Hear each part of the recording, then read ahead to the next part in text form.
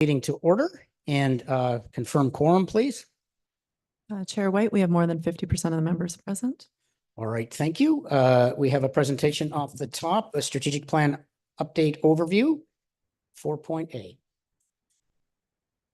Who's doing that? Oh, there's she. Sabine. Okay, welcome. Sabine, can you hear and see us? And Mr. Chair, thank you very much. I'm here with my colleague, Daniel Blazakovic, and if it's okay with the clerk. Can you just turn your volume up a little bit, please? How's that? Is that any better? That's much better, and we can see you too. So Oh my goodness. I will turn the floor over to you. Thank you so much. And my colleague Daniel is going to just share some slides. I know you're running a little late in your meeting, so we'll try and be very concise this morning. I would tell you the main purpose of the presentation today is to introduce you to us and to the process, and to give you basically a commercial message, if you will, about the importance of the interviews that we're looking forward to doing with each of the board members and staff because of their importance to the process. Just by way of quick introductions, my name's Sabine Matheson. I'm a partner at Strategy Corp. I think I know many of you from other contexts around the system, but we're certainly very pleased to be working with the GRCA on this important project. I've been rattling around since about 1995 in the municipal space, and the broader range of agencies that work in the municipal space. And so we're very pleased to be working on this project. Daniel, perhaps you should just introduce yourself and then we can dive right in. Hey everyone, my name is Daniel Blazakovic. I'm a manager at Strategy Corp. I work a lot with municipal organizations and other not-for-profit organizations as well on strategic planning. So I look forward to working with GRCA's board on this important initiative as well. So great to see you all, and I'm sure we'll be talking a lot more throughout the month. Thanks. Great. Diving right in. The whole purpose of the process around a strategic plan is to get the right plan for you. But it's often been said that a strategic plan is both the outcome of the process as well as the process itself, because there is a kind of 80-20 rule in strategic planning that any one person could probably sit down and sort of get it close to right on a first try. The thing is, what's important is to get buy-in from a board and the staff around the appropriateness, because what you really need is the right plan, not just any plan. And in our experience, there's really a couple of key components to that. The first is that it's called a strategic plan because it is a strategic plan. It's not an operating plan. If it's too much in the weeds, then it's probably not what you're looking for. But particularly in the Conservation Authority context, that's limited by the fact that for better or worse, you now have a very constrained statutory mandate. And so what that means is it's only useful to you if it's true to your statutory mandate.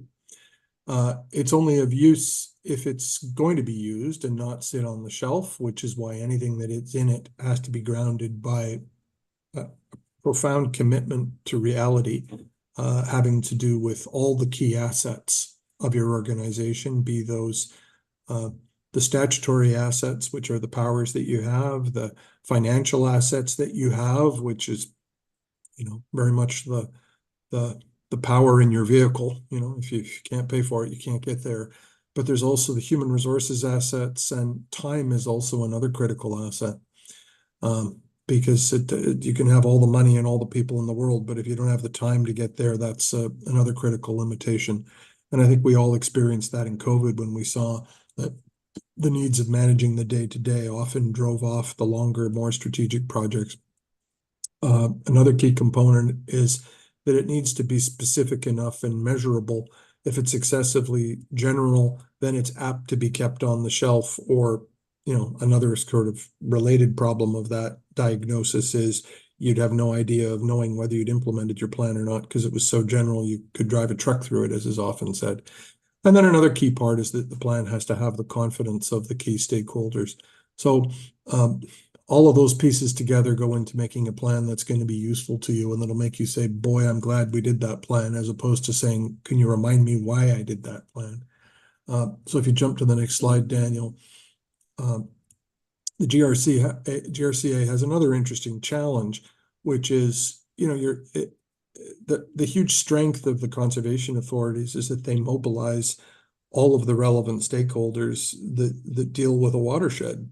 That was a very really innovative thing about the structure.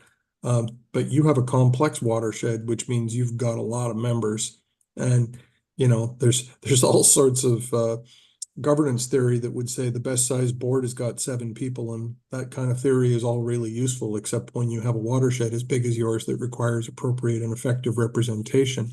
And so you obviously have to deal with the board that you've got and make it work as effectively as you can. The key tool that we're going to be using for direct engagement, having due regard to all of the limitations and requirements that we've discussed, is a series of interviews to figure out the inputs of the boards and management and staff into this. Second, and that through that direct engagement, we'll be seeking the indirect engagement of the member municipalities and the public. So what it does do is it puts a fairly significant burden on staff and the board to let us hear what you think is relevant to your communities, having due regard to the constraints of the legislative mandate and all the other things I discussed on the previous page. It's also anticipated that we'll be engaging directly with relevant Indigenous communities to make sure that there is a proper bilateral engagement to develop what we've been told should be realistic commitments. That is to say, anything that is going to be in this has to have the test of being deliverable and appropriate from that perspective. Jumping ahead, the reason why it's critical to have both, and if you jump to the next slide, that's right, Daniel. The inputs from the board, and some of you may have heard me say this before, are very much about, this is what we would expect to do with all of the assets that we have. This is what we want to do.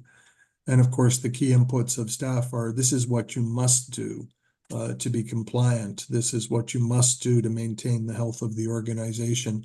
And I always say those 2 sets of inputs at the point of agenda setting ought to be very much like two sets of traffic merging onto a highway, because you're coming from those different perspectives of board governance and administrative inputs, but ultimately they have to merge into one common lane of going in the same direction.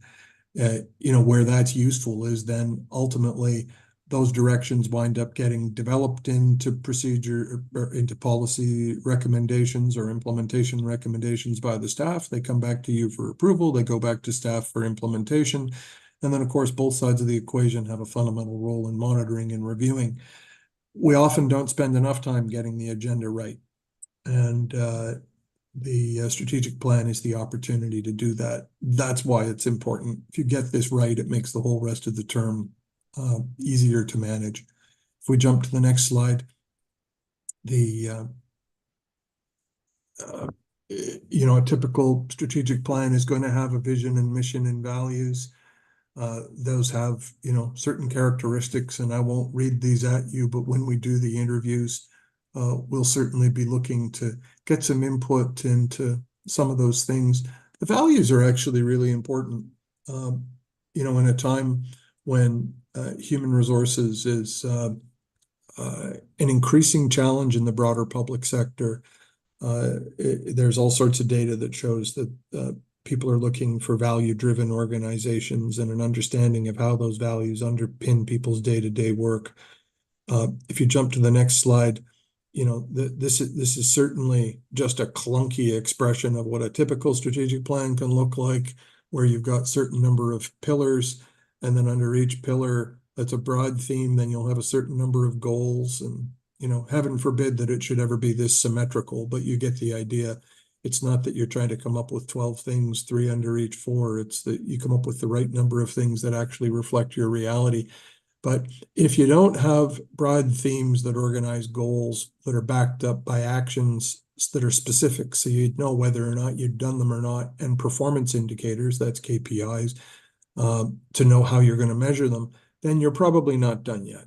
And so typically this is the sort of structure we work with. But you know, whether it's 3 pillars or 7, I always say the Parthenon had like 16. So you can have 16 if you want, but you probably don't need that many. It's often said that if you got 16 priorities, you really don't have any. But you know, this is the broad direction we're heading in. But it's up to you to tell us what structure you ultimately want it to take. I think this last slide that we'll go to next is maybe the most important one, because it is a very influential doctrine that shapes how we go about strategic planning to make sure that we come up with stuff that's useful. And they often talk about SMART goals, and it's a great thing. It's a great mnemonic that helps us remember what SMART is. Unfortunately, it doesn't put them in the right order from a logical point of view. The first SIFT is, if you think it's relevant, then it's important. You're the board of governors of this thing. And so the first thing we look for is relevant things that you think are important. And then we have discussions with you and staff to figure out how to make them specific enough that once we say, well, it is important, we all have to be specific enough to know what it is. You know, I think you've probably all had conversations about, yeah, housing is important. Yeah, well, what about housing? In the context of a conservation authority, you can imagine lots of other ways that you could have a similar problem. So we got to be specific enough to know what specifically it is we're talking about. Then the third thing, the A in SMART, is achievable. We have to have the resources to do it. If we don't have the resources, and that could be anything from authority to do it, to money to do it, to people to do it, it's unlikely to happen. The fourth thing is time bound. That's where you start to get into your measurement capacity. By what time could we get it done? It's a modifier on the sense of something being achievable. And then the final thing is it measurable or not?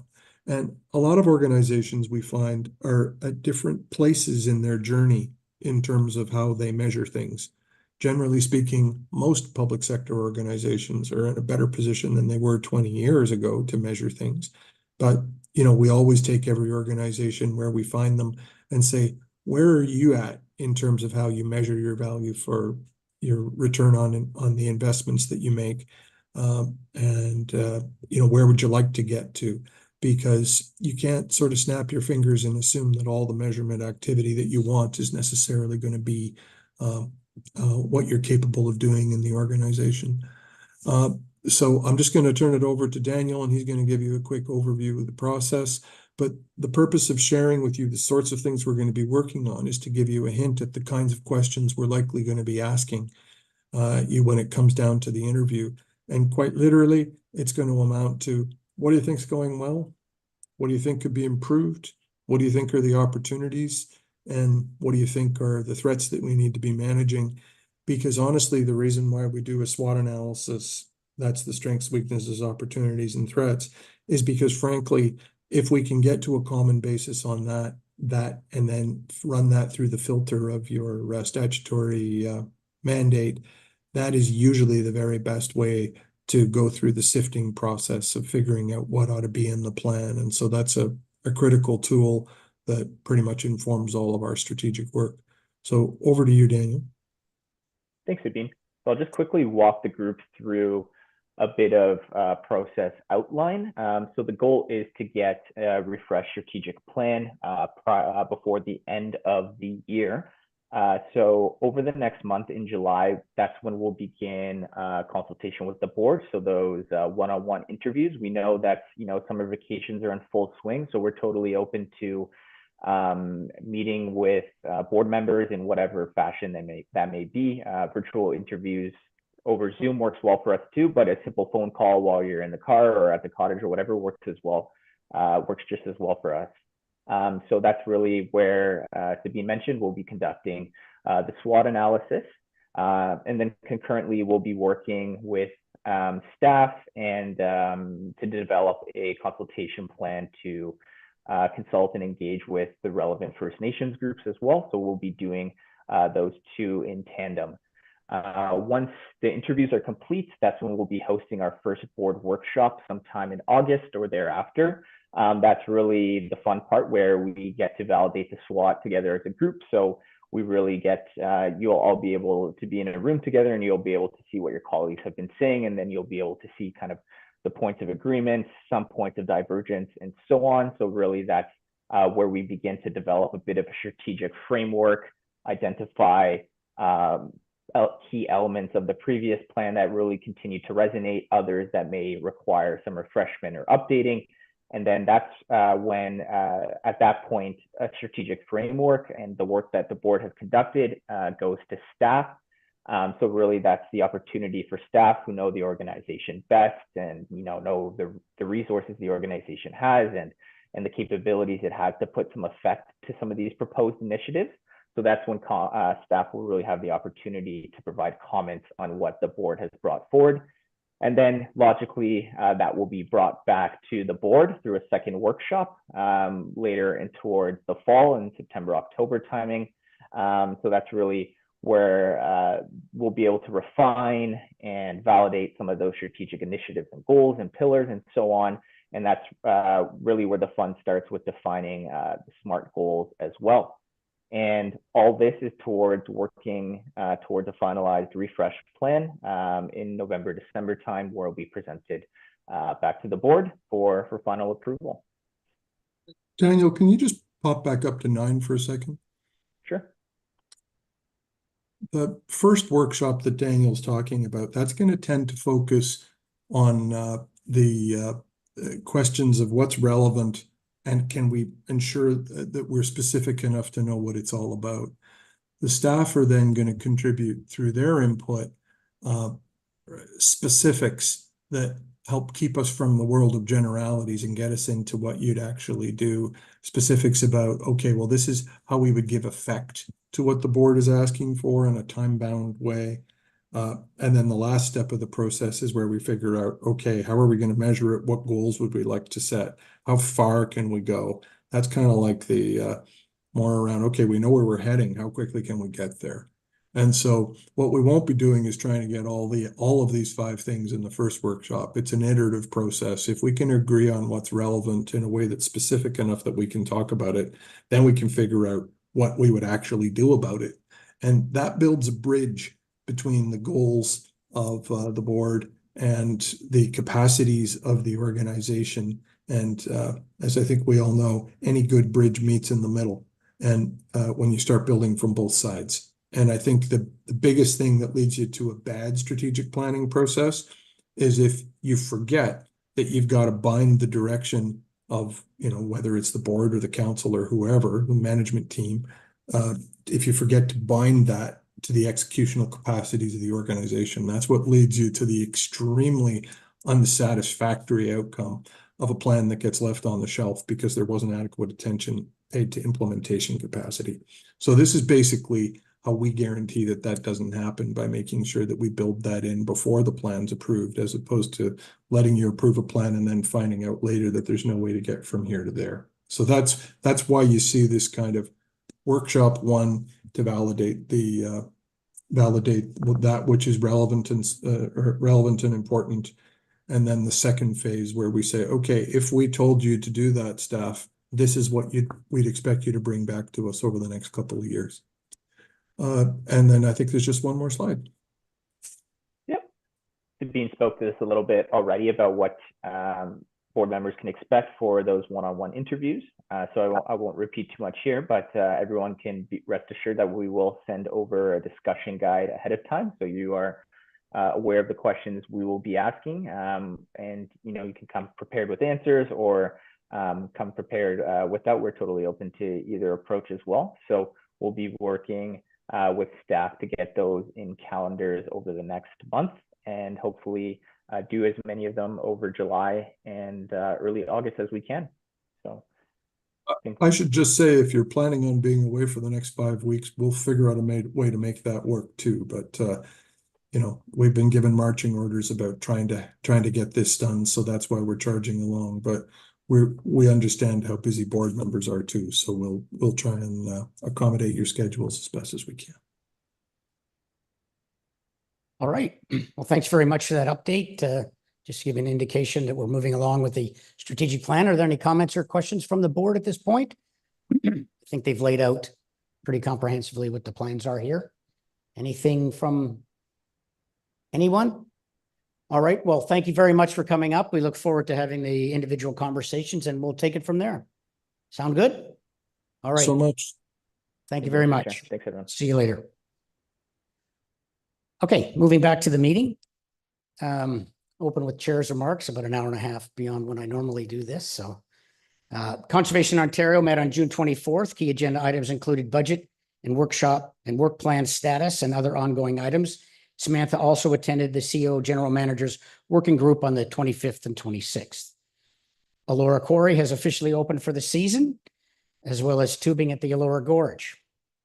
Finally, on June 12th, Samantha attended the City of Guelph Council to present the GRCA budget and services, and the presentation was well received. Moving on to the agenda. With the board's discretion, we're going to amend this. I just want to move a couple of items around if you're all right with it. The first two are going to be 13J and 13K. 13J is the land inventory and 13K is NISCA. And because there's delegations and folks in the room, I think it would be better if we move them to the top of the agenda so the folks don't have to wait for the rest of the meeting. So with the board's discretion, are there any objections to me moving 13J and 13K up to right after, I think, if I get this right, it'll be right after the delegations. Direction is good. And then in addition to that, the discussion we had in close, there was a portion of that item that needed to be enclosed and there was a portion that wasn't. So at the end of the meeting, we will be looking at 13B from the closed portion will be discussed right at the end of the meeting, and then we'll be discussing our closed minutes. So with those amendments, can I get a mover that the agenda for the general membership meeting be approved as circulated and amended? Jerry and Sean? If there's nothing further, all in favor? That is carried. All right. Are there any declarations of pecuniary interest? Hearing and seeing none. I have a motion that the minutes of the general membership meeting of May 24th, 2024 be approved as circulated and that the minutes of the previous closed session be approved as amended. Moved by Gord, second by Bruce. All in favor? That is carried. Thank you very much. So business from previous minutes. So we're going to move right into delegations.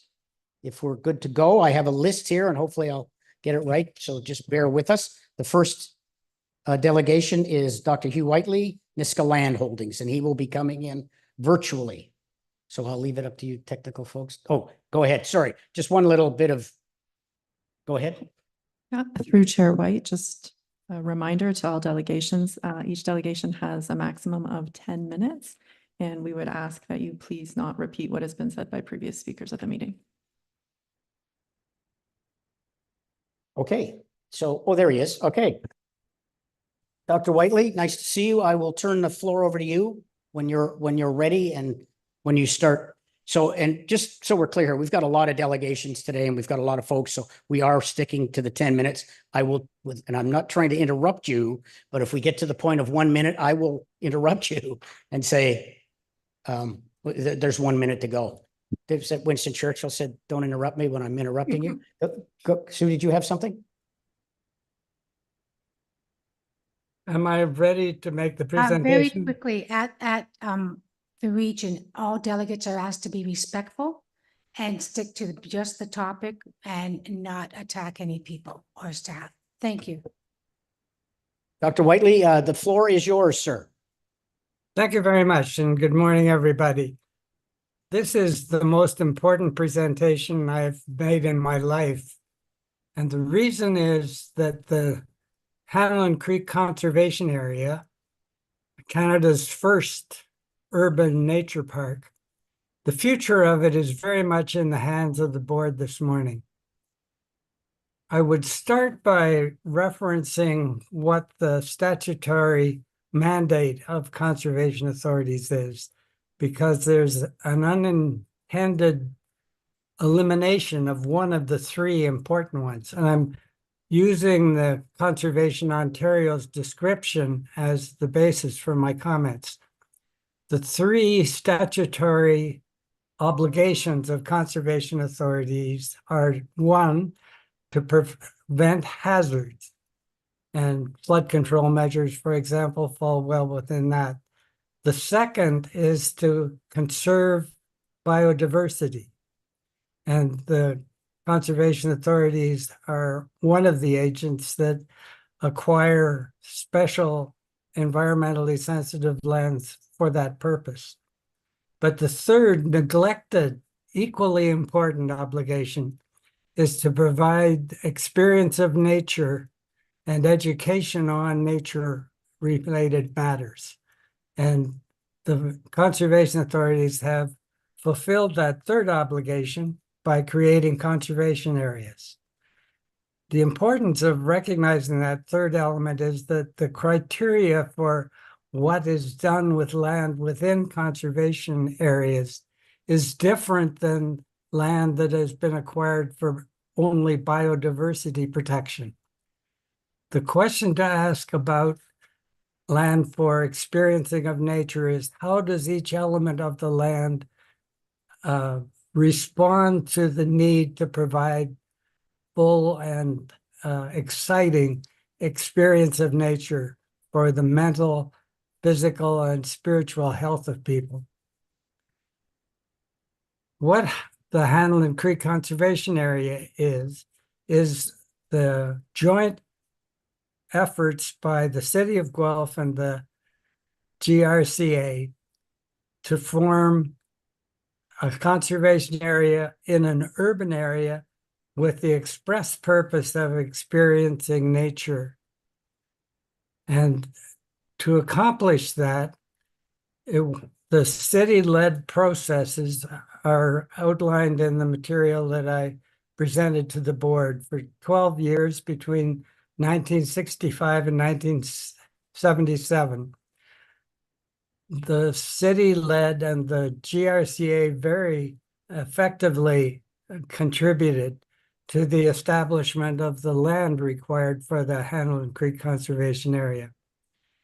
And the culminating event for that was the purchase in 1977 of the Cartwright Park Waterfowl Park.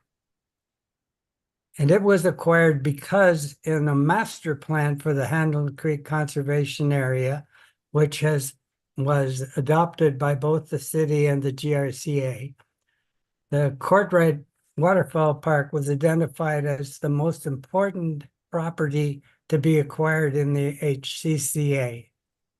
And the master plan allocated to that block the important task of providing experience of wildlife in a natural setting. And it specifically, the master plan specifically identified upland open space areas, cultivated land, as an important contribution to the diversity needed for that purpose. Given that background, when the Nisga'a lands first became an issue in 2018, I should pause to say that I want to emphasize that every step up to that acquisition was city-led. In 2018, the issue of the future of the Nisga'a lands was presented to the board, and quite properly, the two Guelph representatives on the board, Bob Bell and Mike Blank, took the issue to the board, made the motion that there should be a comprehensive management plan done for the Nisga'a lands before any decisions on land disposal were made. That was a return to the pattern of City of Guelph leading the joint activities that were underway. Disappointingly, what you have before you completely fails to meet the requirements of a good revision of the existing management plan, which is what should have been done. Instead, the document that you have before you misrepresents the purchase of the Niska lands as being for the advancement of the Hespeler Reservoir project, which is absolutely false. And the evidence for the actual reasons for the acquisition are clear in the documents that I have presented to you.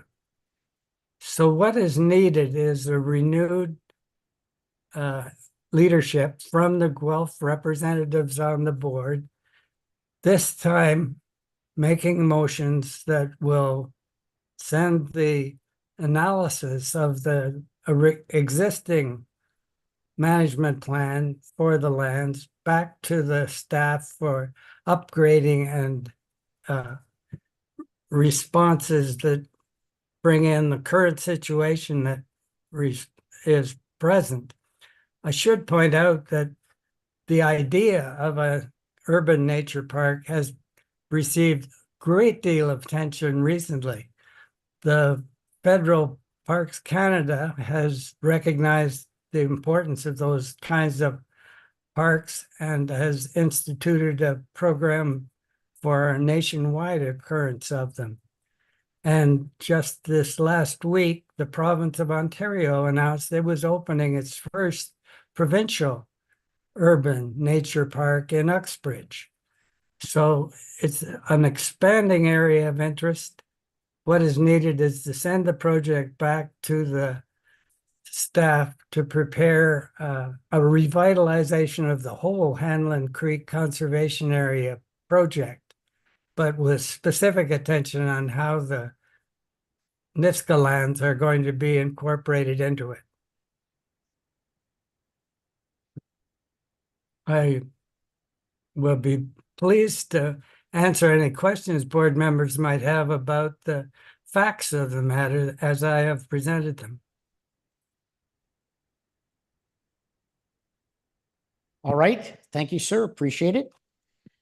We will now move on to the next delegation is Kate Johnson with the Hillside Festival. And Kate, is she in person or? I think she's right there, right? Virtually in person. You're virtually in person. All right, Kate, you have 10 minutes. As we discussed before, I will turn the floor over to you. Thank you. Wonderful. Thank you very much, Chair White, and good morning, everyone. My name is Kate Johnston. I'm the Executive Director of Hillside Festival. We are looking forward to presenting the 41st Annual Hillside Festival in Guelph Lake Conservation Area this upcoming July 19th to 21st. This will be the 37th annual festival that we have put on in Guelph Lake Conservation Area, primarily through the power and hard work of community volunteers. I very much appreciate this opportunity to speak directly with you this morning. I have provided a letter of request from our organization for your consideration, and this was distributed as an addendum. Our request concerns the fees charged to Hillside Festival for the use of Guelph Lake Island, which includes renting the island for the 3-day festival, time for our setup and teardown, space for volunteer camping, space for parking, and for the first time this year, renting campsites in the GRCA campground at Guelph Lake Island. As a not-for-profit live music festival organization, we are facing incredible challenges in our recovery from the years of the pandemic. In the letter I distributed, you'll read that because of inflationary impacts, it costs about 40% more to put on the festival than it did in 2019. And our revenues have just not kept pace with that. Upheaval in the grant and funding world has resulted in the reduction or elimination of many of the grant programs we depended on for years prior to the pandemic, with the result being that our revenues are projected to be approximately 6% lower than they were in 2019. Even with increased work on sponsorships and increased ticket sales every year as we emerged from the public health mandated restrictions on big live events. This is an extremely challenging financial situation for Hillside. Staff and volunteers have been working incredibly hard to try to absorb increased expenses through getting more sponsorships, getting more donations, more community support, and more ticket sales. But at 3 weeks today to the festival, it is not enough, and our financial future is in doubt. We are having to reevaluate every element of putting on the festival, and that is from the activities we provide to the services we offer the public to where we put it on. We very much value the partnership of the GRCA in providing this beautiful and natural venue for Hillside Festival each year. And of course, we appreciate that fees need to be charged to help support the mandate of the GRCA. However, I am reaching out to all partners to express these financial challenges we're facing, to ask that an 8% increase from 2023 and a 23% increase from 2019 be reconsidered, and that the GRCA consider making use of some of the immense promotional opportunities for your educational and conservation programs and the opportunities to experience nature that you protect that an event like Hillside brings. Hillside is one of Canada's most highly regarded live music festivals. In fact, just last month, we won an award from a national organization for Best Small Festival in Canada. And this happens right in our own backyard. Hillside is applauded for the quality of its programming, for its green and sustainability initiatives, how connected it is to the natural environs, and its support for the entire region, which of course includes the economic benefit for the entire area and the amount of millions of dollars of spending each year, as well as specifically for the GRCA, which receives the income from additional campsites and activities installed for the festival weekend on top of our rental fees. I very much enjoy working with all the staff at Guelph Lake Conservation Area on all elements of festival planning. And I did try to bring these questions of negotiating fee increases and offering promotional opportunities to them. Certainly, I feel they are prevented by policy in engaging further with me in these conversations, but of course, that interpretation is entirely my own. That sense is what brings me to share this information with you today and to ask for your consideration in temporarily or permanently reducing the fees charged for Hillside Festival.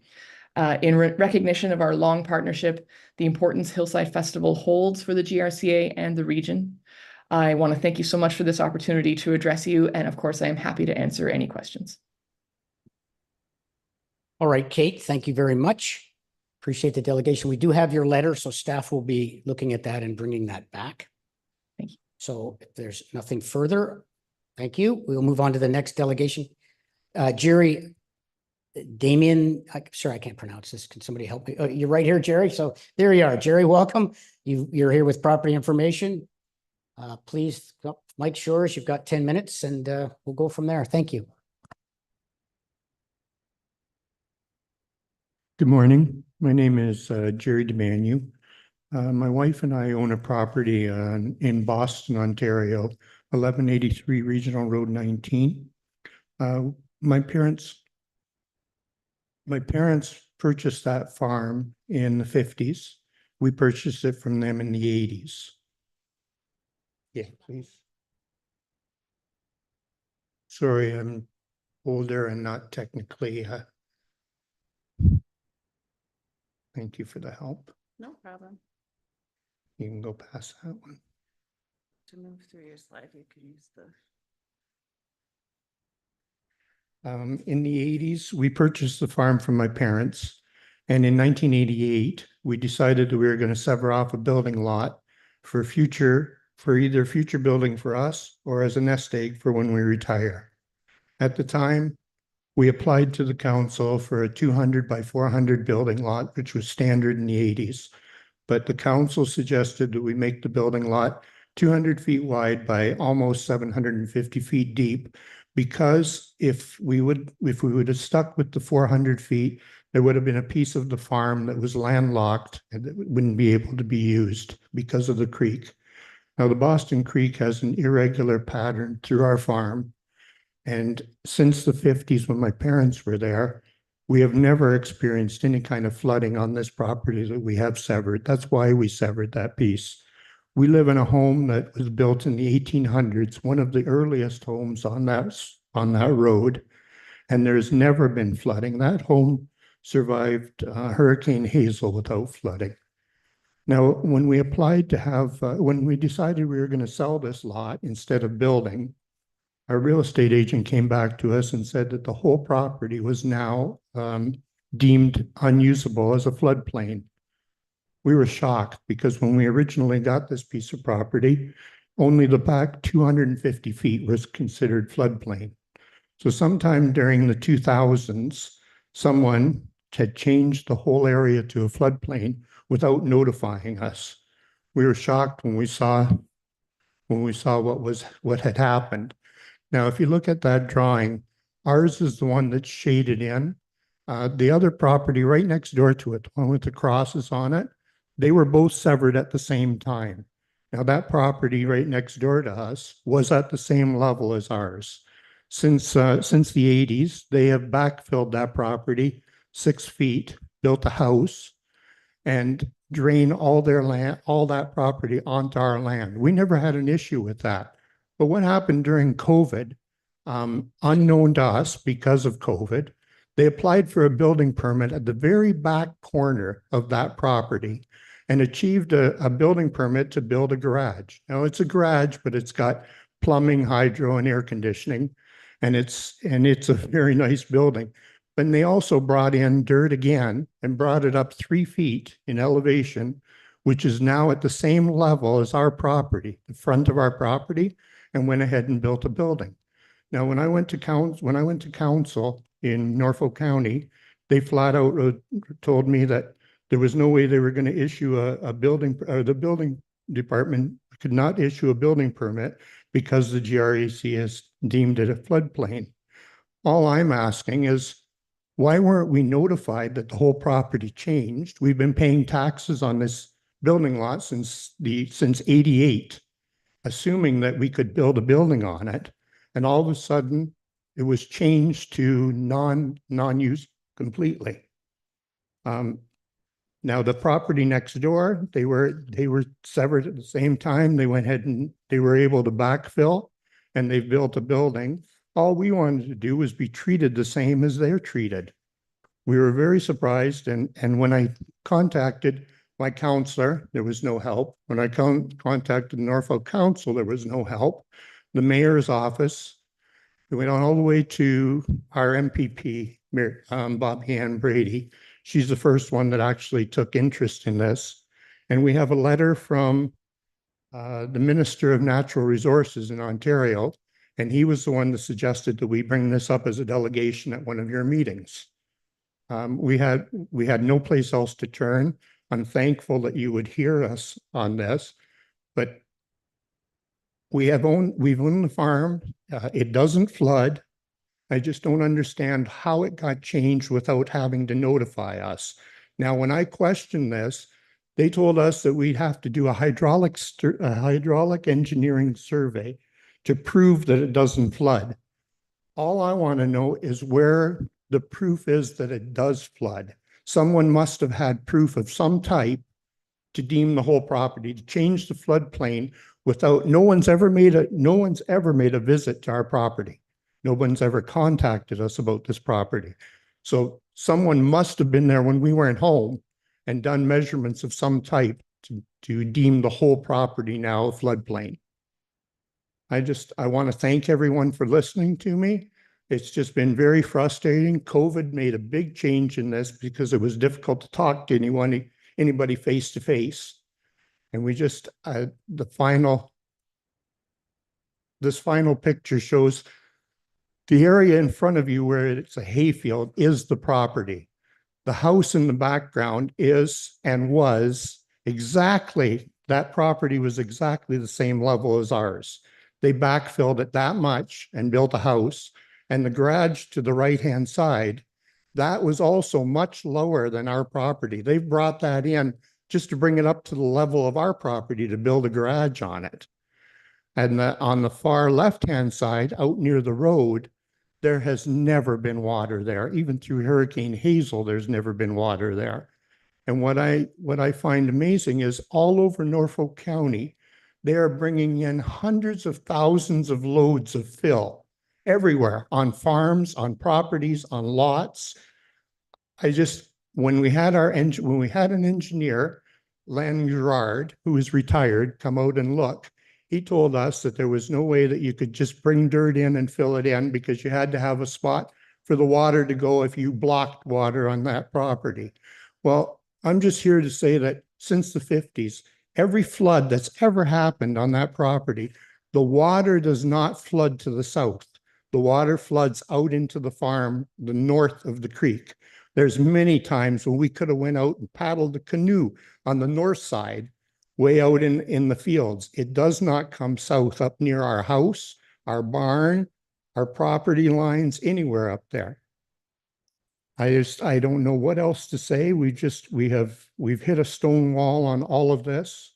And I appreciate that you would listen to me. I just am hoping that you can re-review it and somebody could actually do some type of survey on it to prove to me that that's a floodplain. All right, thank you, sir. Appreciate the delegation. So we're going to have staff bring back a report on that. They'll take a look at it, see what it is, and we'll get back to you with that. All right, sir? Thank you very much.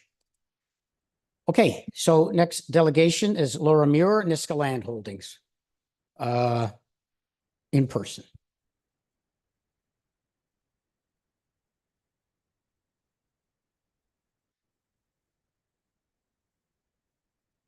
Welcome, Laura. I'll turn the floor over to you. You have 10 minutes. Thank you for the opportunity to speak today. I've already submitted comments on the plan on 2 other meetings of the board. I hope you have had the opportunity to read my last written statements. Sorry, I just lost my place.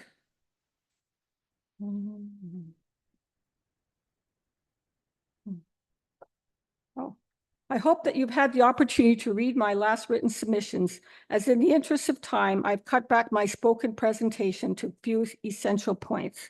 I would be pleased to answer any questions that you may have about my written comments at the end of my presentation. I have one correction in my submission, read the restored grassland habitat on the agricultural farm field. It was actually the Credit Valley Conservation, not Halton. And I am aware that the GRCA has also restored fields in the Luther Marsh, for example. My essential points are, I have identified a very serious oversight in the management plan. The species list identified bats, i.e. the Myotis species, but it did not identify the types of bats or their ranking of federal and provincial significance in the species list. The data on bats was in the 2016 Niska Road Environmental Assessment Reports. The GRCA is the landowner and the reviewing agency has these reports. The EA confirmed that 5 species of bats were identified and confirmed by acoustic monitoring. 3 of the bat species are listed under the Committee on the Status of Species at Risk in Ontario as endangered, and another is federally endangered. All 5 are considered at risk. As some form of at risk. When bats were identified in the GRCA Niska Management Plan survey, there was no significant ranking assigned. As soon as the bats were identified, this should have triggered further investigations to identify the types of bats. This is a very serious oversight that needs to be addressed before any land use decisions are made, because a key part of protecting these bats is collecting data in order to identify maternity and foraging areas.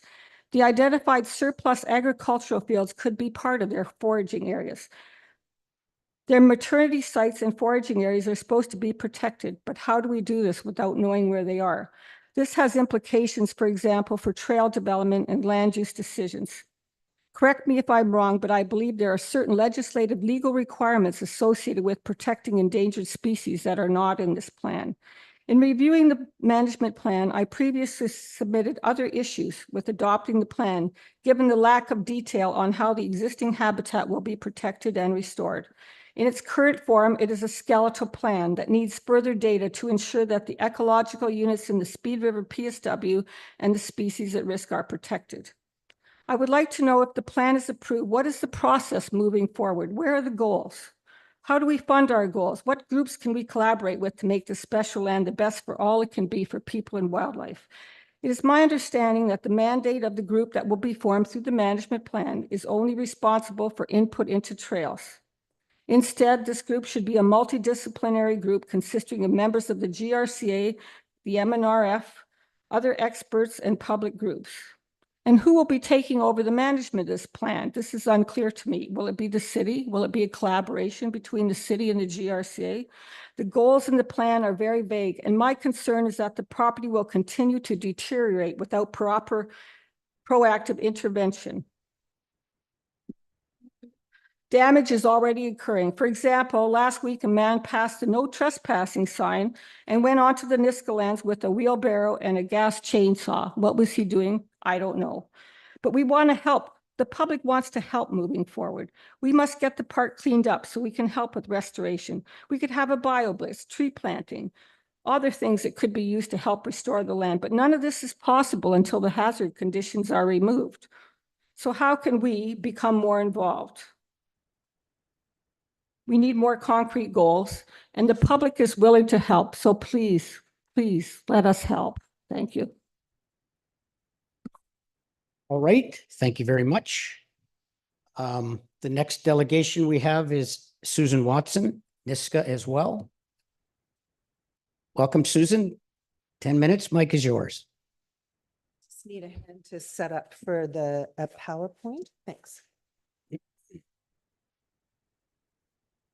This one here. And then how do I advance it?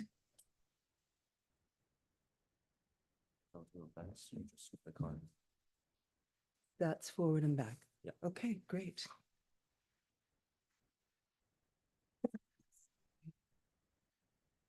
Just a sec. Okay, good. Chair White and members of the GRCA board.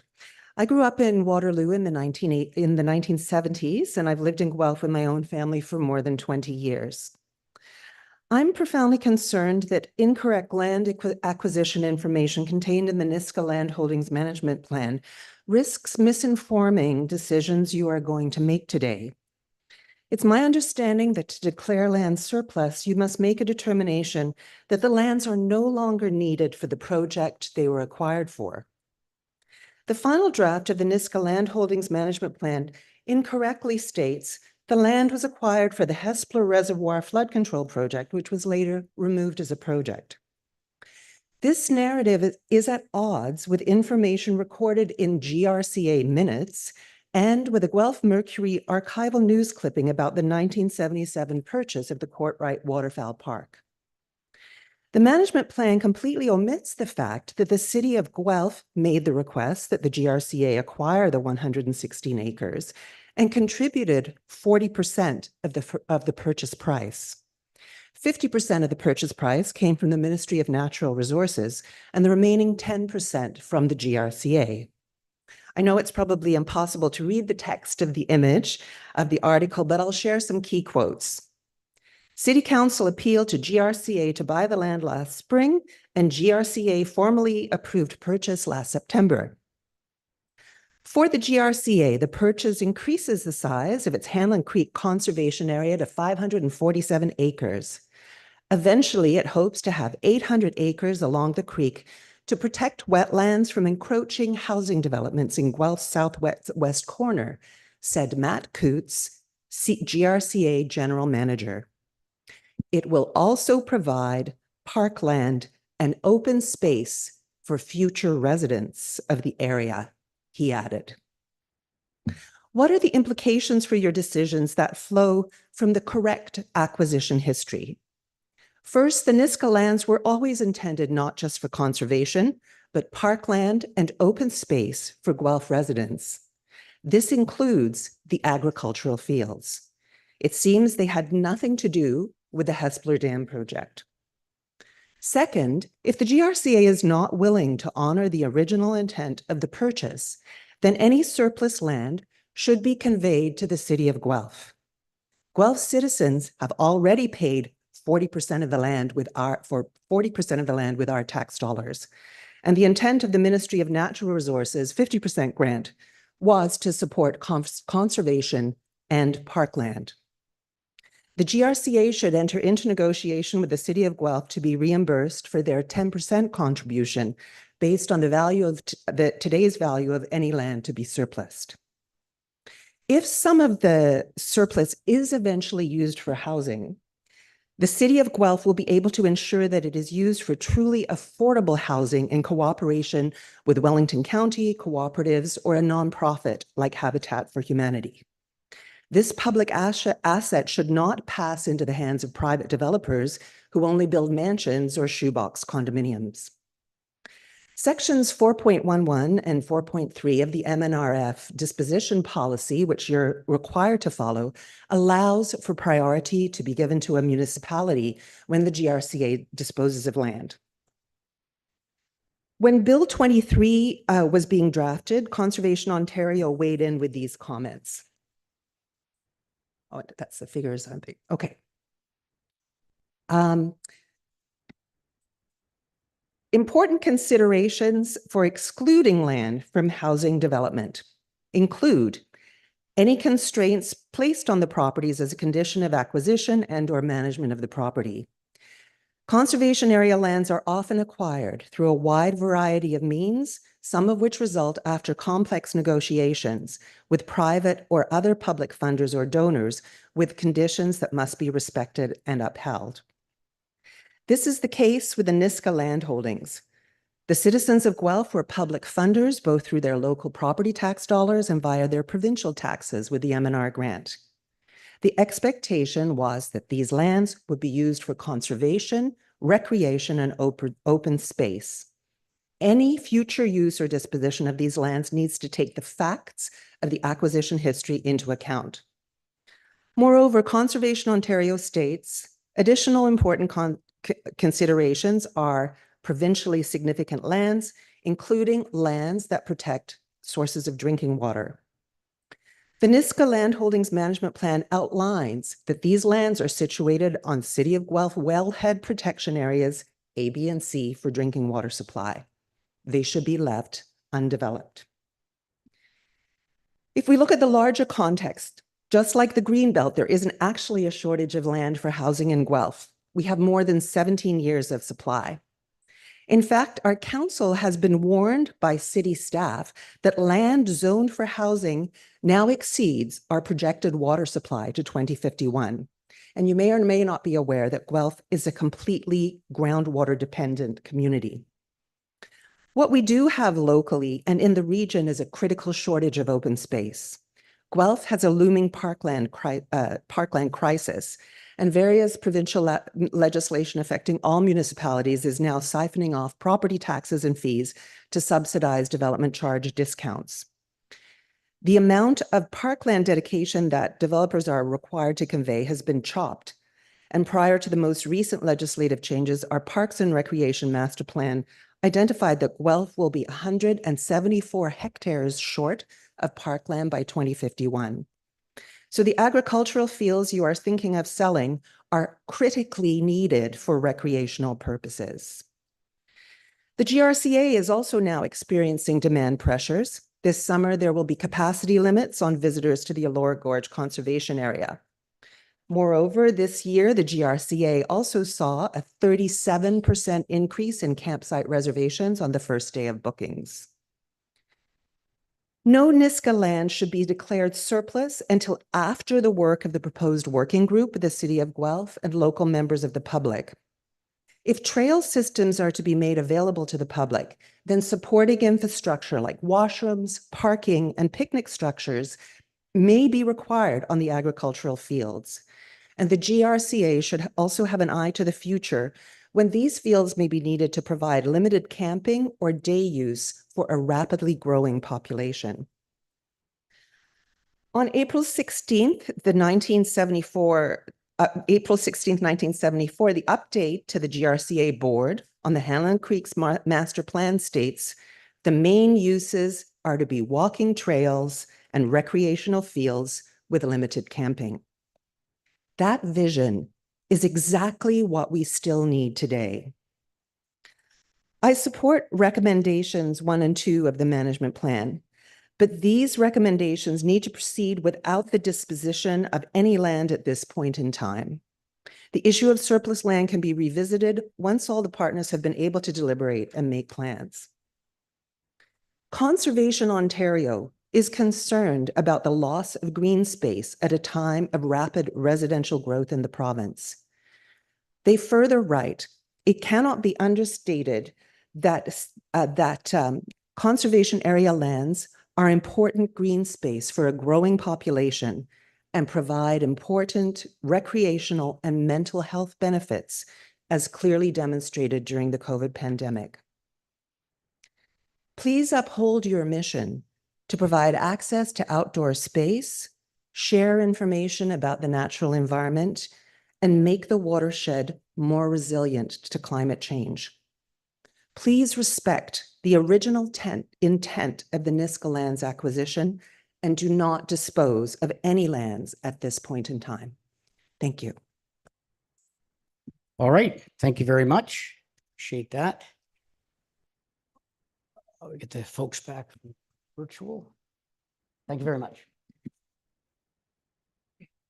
Okay, so our next delegation is Hareen Hassan, Niska Holdings. She's virtual. Is she here? Sure I am. Oh, okay. Go ahead, Sue. Just for a second, Chair, I have a hard stop at 2 minutes after 12. I have a 12:30 meeting somewhere else. Just wanted to give a heads up. Will you want us all to go with you or what? Come on. Okay. All right. Okay, thanks, Sue. So can I turn the floor over to, I don't see her. I'm right here. She's got you. So we're all great. Listen, you got 10 minutes. I'll turn the floor over to you. Thank you. All right. Thank you so much, Chair White and members of the GRCA board. My name is Hareen. I use she, her pronouns. I'm a campaigner with the Water Watchers. The Water Watchers was founded in 2007 to oppose Nestle Water Canada's local water bottling operations in Wellington County, Ontario. Today, we work to protect water by connecting the dots between local and systemic issues and by working towards systemic change. In the decisions before you today, you also need to connect the dots. You need to enter into an ecosystem watershed mindset, which looks at the whole and not just the parts. The history of conservation areas throughout this province is inspiring. The purchase and assembly of crucial valley lands, wetlands, and recreational areas by previous generations have proved to be nothing short of visionary. We benefit from that legacy today, and we have a duty of trust to preserve it for future generations. This is a dark time in this province for the environment. The Ford government's legislative diminishment of the critical advisory role of conservation areas is shocking and alarming. The move to push conservation areas to sell off land for housing is a provincial-wide replication of the Greenbelt carve-outs. It's based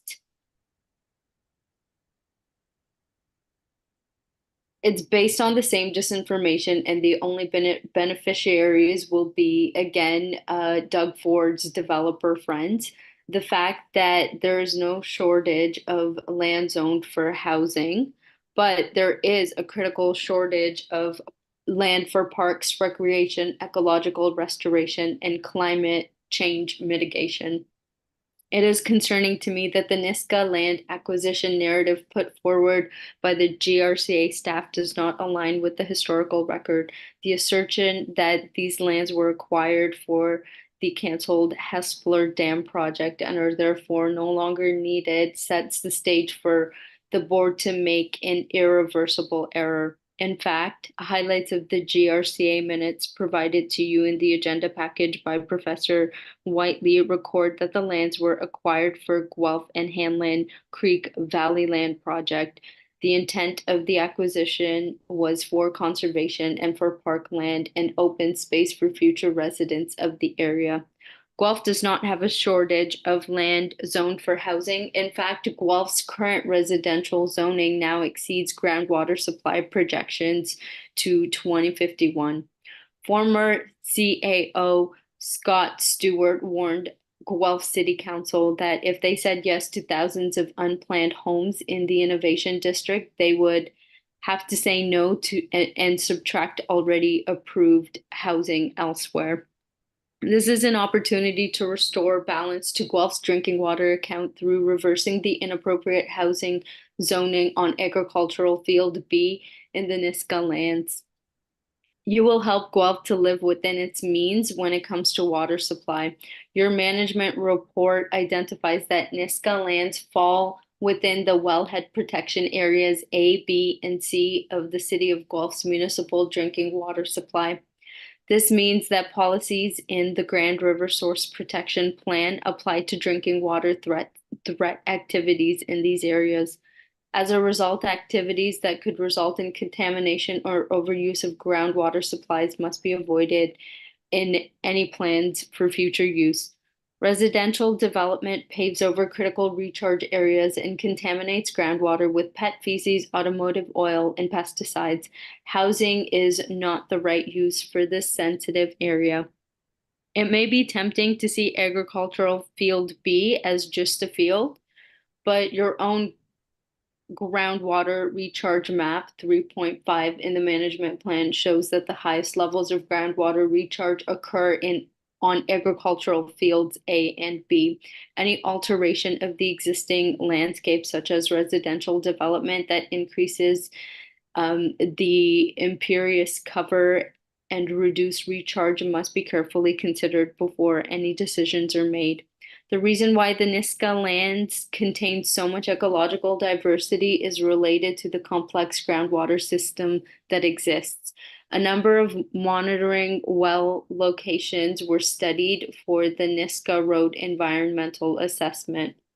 The marshes in the Speed River wetland on the north side of Nisga'a exhibited water levels above the level of the monitors in the Speed River.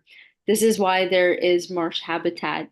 These areas are dependent on groundwater flow and upwelling that is occurring from the flow of groundwater from the higher elevations of the Nisga'a lands, likely the agricultural fields recording to your map. There are not enough details or monitoring in the management report to support any irreversible land use decisions on the fields on the north and south side of Nisga'a Road. I understand there has never been a watershed study completed for the Speed River in this area. So how can the GRCA determine land use of the entire property without more detailed study? These studies should occur before any land is sold. The management plan should be rejected until further detailed monitoring of the 116 acres occurs. I assert that your moral and historical obligation is to uphold the original intent of the purchase of these lands to provide conservation land, parkland, and open space for the citizens of Guelph and beyond. And I would like to remind you that local and provincial taxes funded 90% of the purchase cost of these lands. The need for parkland and open space is now more critical than this land was when this land was acquired in 1977. Guelph is facing a projected parkland shortfall of 174 hectares by 2051, and the GRCA is facing mounting pressure for recreational opportunities. In a context of rapid population growth, this is not the time to be selling off conservation land for housing. I concur with the input of the Mississaugas of the Credit First Nation and Six Nations of the Grand River that the first and best use for this field is natural habitat restoration. That could be a grassland or meadow habitats, which are now alarmingly rare in southern Ontario. Or the field could be replanted with native tree species. And if you didn't already know, Guelph is also faced with a serious challenge to achieve 40% tree canopy cover by 2031. There's currently not enough public land available for the city to achieve this level of tree canopy cover on its own. Our existing urban forest is vulnerable to pests, disease, climate change, and development. Urban forests are critical components of green infrastructure and have the potential to mitigate climate change and contribute to reducing carbon emissions. Moreover, ecosystems benefit occur as a result of tree planting in urban environments.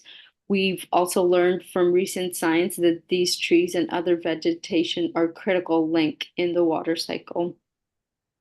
On average, 40% or more of the precipitation over land originates from evaporation and the transpiration of water from vegetation.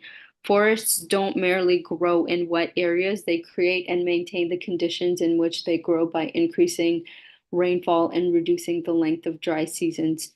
Trees and forests increase rainfall intensely through the fungal spores, pollen, bacterial cells, and other particles they release into the atmosphere. Atmospheric moisture condenses when the air becomes sufficiently saturated with water and I'm sorry to interrupt. You've got 1 minute, okay? Thank you. All right. Basically, it is you can do your part here to make the watershed, the city, the province, and the planet more resilient to climate change through ecological restoration of the agricultural fields and proper management of this precious resource. The Water Watchers take seriously the Dish with One Spoon Wampum Belt Covenant, by which we are all bound. It is an agreement to take what is required and to make sure that living things are able to sustain their lives. This includes caring for the waters and their ecosystems. Please do not declare any of the Niska lands as surplus. You have an opportunity to steward the vision carried for so many decades for the generations to come. Thank you. All right. Thank you for that. Appreciate it. Next delegation is Neville Kidd, Bing Island Seasonal Camping Program. Is he here? Yes, I am. Neville? Yes, I'm here. Thank you. Oh, you're virtual. Perfect, sir. You've got Virtual, 10, yes. 10 minutes. Can I share my screen? Sure. All right. Okay, we're good. The floor is yours. Thank you, sir. So good morning, ladies and gentlemen, members of the board, Chair White. My name is Neville Kidd. I wanted to give a bit of information as well about who I am. I'm a seasonal camper at Bing Conservation Park for over 40 years now. So back in the day, John came to us with an opportunity to move our trailer to from the Willows campground sites to Riverview. My father and I cleared the land of the existing campground along with my uncle and set up the infrastructure for the trailers to go in along Riverview site. Now, my family and I have moved to this area since my long time growing up at Bing Park. I'm a family man with 3 children. I'm also the president of the Wainfleet Port Colborne Chamber of Commerce. I'm a treasurer at the Welland McMaster Family Health Practice. I'm an associate vice president of commercial banking for all of Ontario. My wife is also a president of the Chamber of Commerce for Dunnville. So as you can see, like we are heavily involved in the community and really enjoy the area of Haldeman and where Bing resides. Now, getting into a little bit of history here. So basically my objective here is to review the existing guidelines and address concerns brought forth by fellow campers. There is multiple emails from people that live there or who camp there and really brought forth the experiences that they've had at the campground. So I'm stepping forward, as I always have, for the betterment of the community and as well as to stick up for the rest of the fellow campers at Bing. I would suggest that we keep existing dock guidelines in place to ensure water safety and shoreline erosion, encourage community partnerships in a family atmosphere, and be adept at an open and collaborative approach with the transparency for due process. Now, the background here is prior to May 30th, the GRCA has not hosted any meetings with the seasonal campers. It used to be a family style atmosphere at Bing. It used to be a very family oriented campground. Many campers have been at the campground for decades. We used to have camp activities, education walks, movies nights, craft activities for kids. We had conservation efforts and education seminars.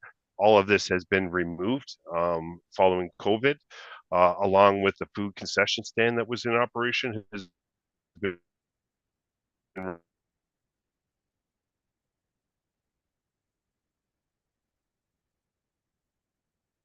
of guidelines. The problem is there's no consultation with the seasonal campers when this was done, and multiple changes happen. It really seems to change daily. We've had changes last year that were put into place, and then a whole new set of rules that have been put into place this year. Year over year, there's no set plans. We should keep these, a constant set of changes so people know what's happening. It seems to be made up as it goes. The lottery system is not transparent at all. There's no seniority considered at all. And the hardest part is the leadership. It seems to be very heavy-handed leadership and attitude. It's basically, if we don't comply by the rules, we have 5 days to leave the park. There's been bullying tactics used. There's complaints that about the current manager sent off to Pam, who sends them back to the current manager to talk to the camper about. Sorry, Neville, one sec. Yes. Sure. You want to interrupt, Kevin? Do you want to say? Go ahead, sir. I want to raise a point of personal privilege on behalf of the GRCA staff, in particular, Pam. This is contrary to our rules of procedure that you're making derogatory allegations, and through you, Chair, that derogatory allegations are being made in respect to a staff person. That's not appropriate. This person, I would suggest, should be asked to retract that statement. Sure. And if not, his presentation should be brought to a quick end. All right, Kevin, thank you. You heard those comments, Neville. Will you retract? I did. I was just trying to explain some context. That's okay. So that's a retraction? No problem. Okay, so retraction, yes. Okay, thanks, Kevin. Appreciate it. All right, carry on. So I'll keep it very general then. So there's basically been many stories of people getting kicked out of our campground, recent inquiries into asking which trailers are allowed to be there. I know I'm going to have to change my trailer. I'm not sure what I'm allowed to do. There's been elderly members that haven't met guidelines fast enough and been thrown out of the park. It's very challenging when we're not sure process and what's going on. Now, it used to be a resort style campground, or it's often being referred to as a resort style campground. It really isn't. Bing used to be a conservation park. It's obviously swimming in a large pool, which could be a capacity at multiple times, hiking along the Grand River, water activities, swimming, boating, canoe use, fishing. Prior to that, we used to have bingo nights, movie nights, kids crafts, conservation education, pools open 7 days a week. There's just been a huge community impact by removal of these activities and about the education efforts and conservation efforts for our children. Shoreline erosion is probably one of the bigger parts of this. So there's a removal of the docks in the near future. The docks provide a safe and also help protect the environment with shoreline erosion.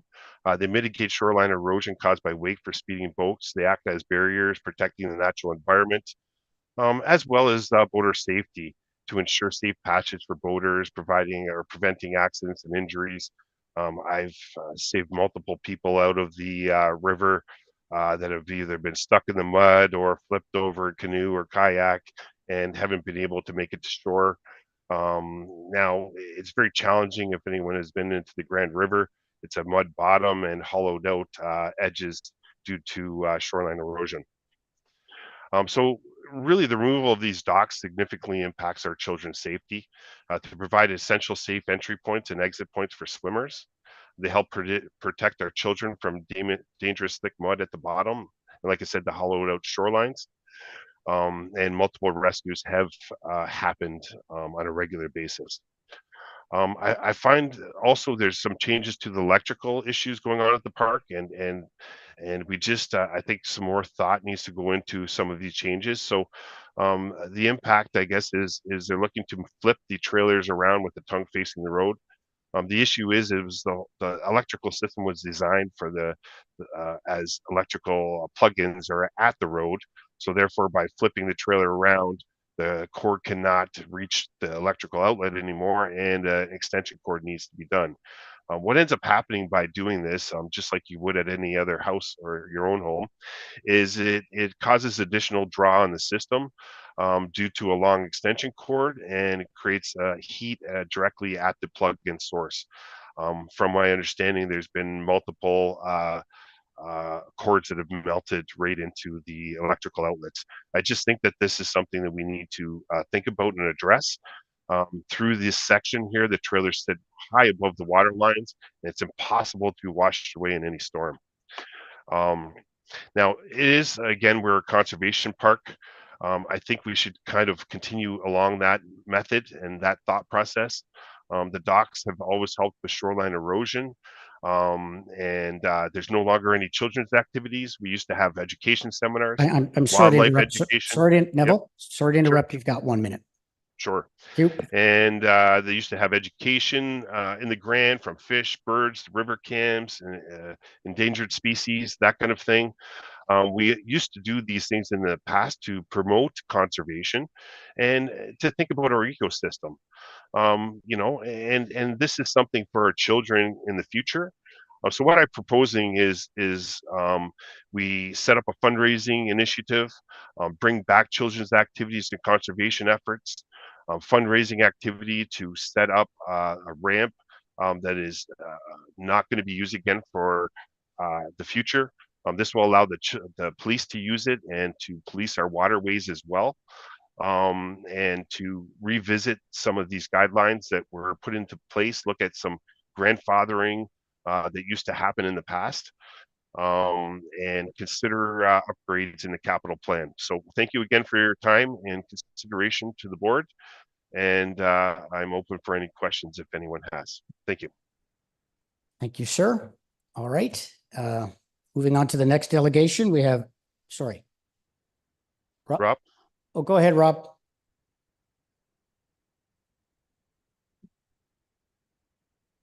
From you.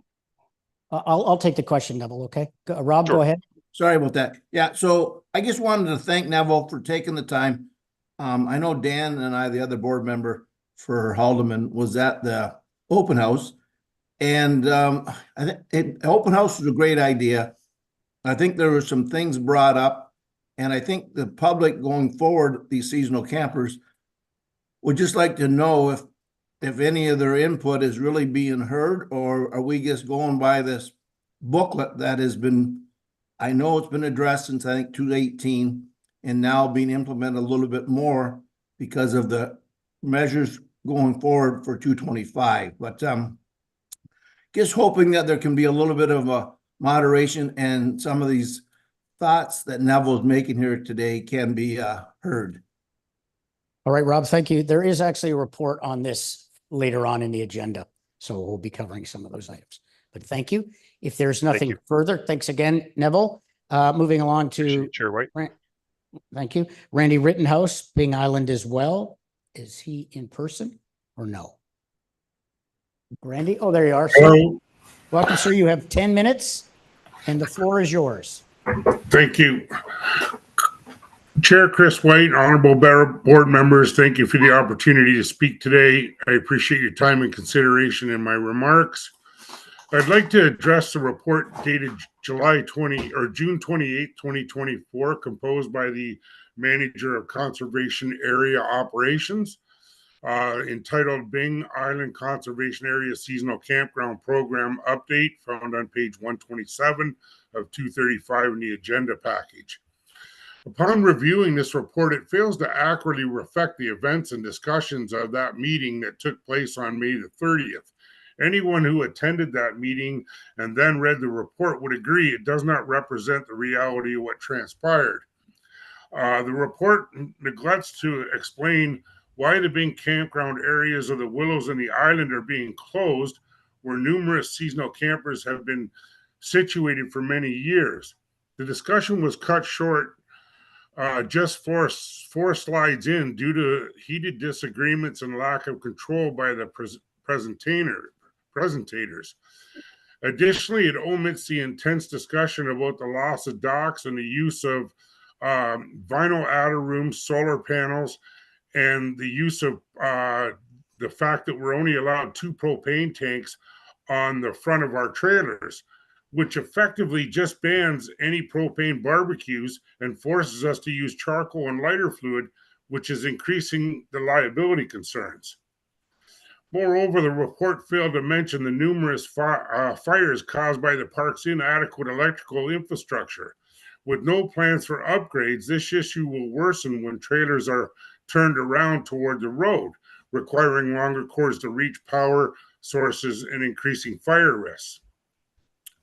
Despite the issues and complaints voiced at the meeting, the manager of operations revised and reissued the guidelines on June the 23rd, introducing new restrictions on destination trailers and those with sliding glass doors.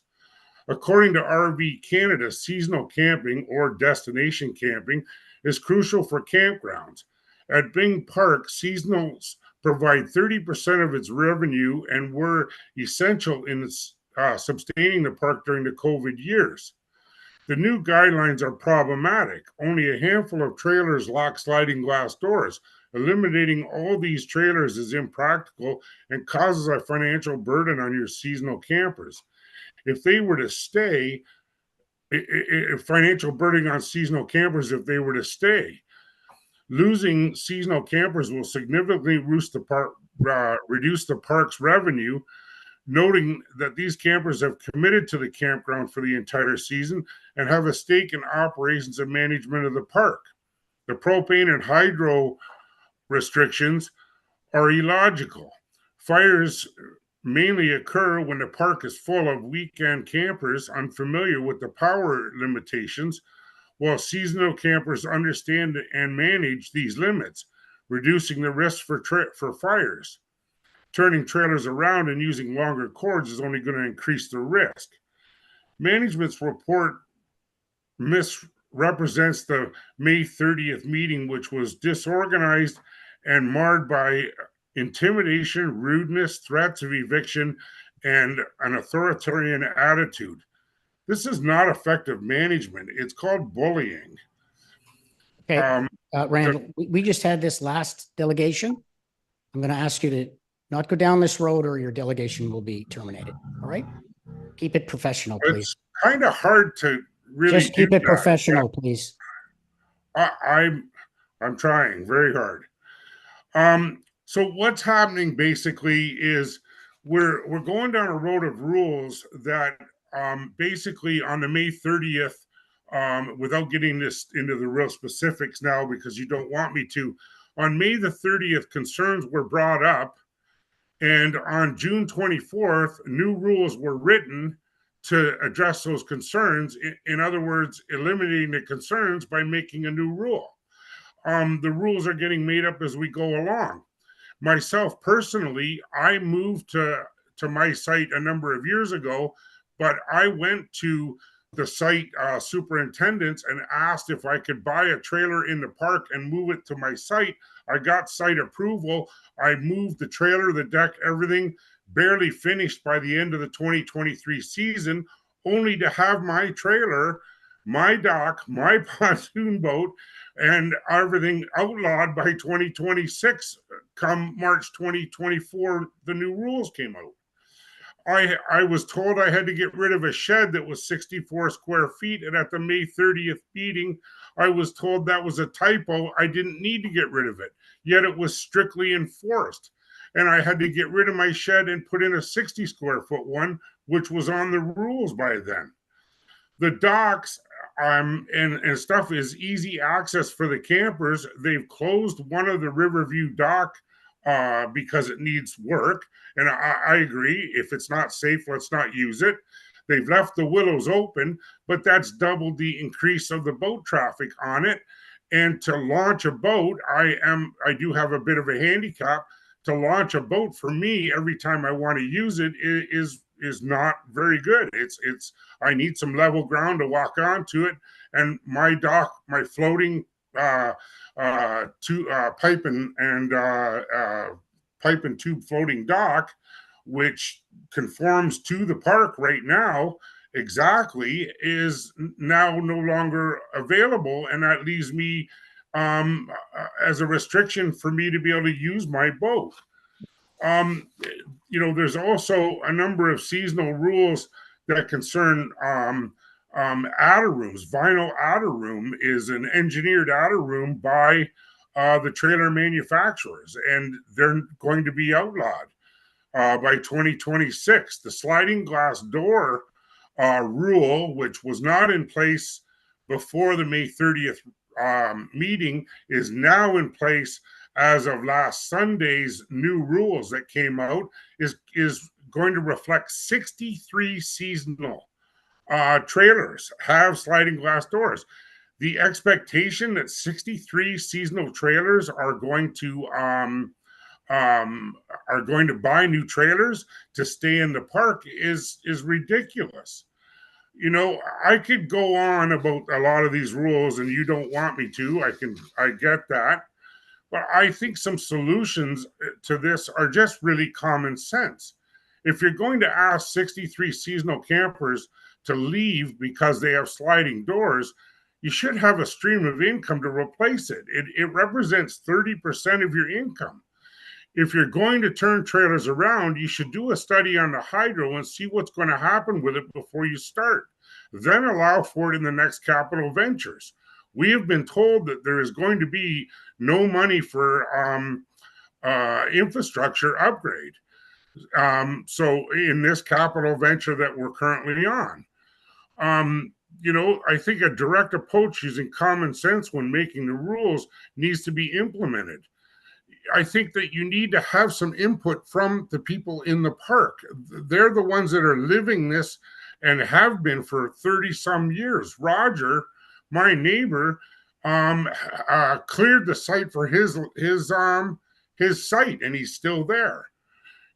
I think that we would want the money to stay in the park instead of these 63 trailers pulling out, so that you can improve the infrastructure.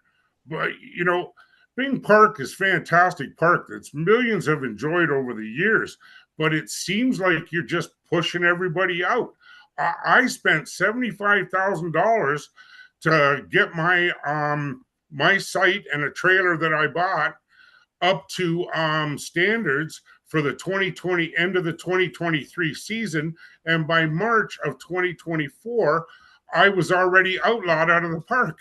I'm sorry to interrupt, sir. You've got 1 minute. Thank you. So, and I'd also like to say that I came here today not just representing myself, but representing a large group of seasonal campers. And I can't help but feel that I have just painted a target on my back. I just want to be able to continue at Bing. I was approved in 2023 to make the moves I made. And come March of 2020, before the park was even open, I'm outlawed. I'm not the only one. There's a whole group of people that are it's a mass exodus. It really is. And I just got to say, ladies and gentlemen, his behaviors and regulations are completely unacceptable and must be reconsidered. Thank you for your attention. All right. Thank you, sir. Appreciate that. And as I've indicated, there is a report on this subject later in the agenda. Okay, so we have now Kevin Tomason, Conservation Authority Land Inventory. Kevin Thomason. Oh, thank you, sir. Sorry about that. Yes. Yeah. Can you hear me okay? Yeah, you've got 10 minutes. The floor is yours. Excellent. Thank you very much. Honorable mayors, councillors, and guests. My name is Kevin Thompson, and I am vice chair of the Grand River Environmental Network, a grassroots organization of citizens and groups that is a proactive voice for the environment across the Grand River watershed. For decades, our members have been activists, watchdogs, guardians, and stewards. We have worked with the GRCA on numerous initiatives and advocated to this board many times. We have been extremely concerned about the approach in recent years of our provincial government that has negatively impacted our essential conservation authorities and greatly limited the work that you can do. We've been particularly vocal against Bill 23 that is requiring you to inventory all GRCA lands and then identify of this year. It is absolutely absurd in a climate crisis to be selling off public greenlands for development. We're far short of our ACHI Accord commitments of 25% protected areas by 2025 and 30% protected land and marine areas by 2030. We are far short of our goals of a minimum of 30% tree canopy coverage. And it is broadly acknowledged, even by the province's own housing task force, that there is no development land shortage, and that there are already enough development lands designated to provide more than 2 million homes, far greater than the government's target of 1.5 million homes and apartments to address our housing crisis. The provincial government last year attempted to force the sale of precious greenbelt lands, only to find so much public concern and pushback that they are now facing RCMP investigations. All decisions had to be reversed, and there are many resignations, including even cabinet ministers. It is absurd that the government is continuing with Bill 23 to now force our conservation authorities to sell off lands for development in a similar misguided effort to address the housing crisis. The public has been appalled at the Greenbelt scandal, which still continues to be headline news, and the public is equally appalled at the selling off of our conservation authority lands for development, as was shown by the front page media coverage this week of this simple 1.5 page long GRCA staff report. Seldom does such a short GRCA report make front page news. We're facing a climate crisis. We're already losing over 319 acres of farmland each and every day in Ontario. Per capita, the amount of green space we have is rapidly declining, and a tendency to deal with crowding and overuse.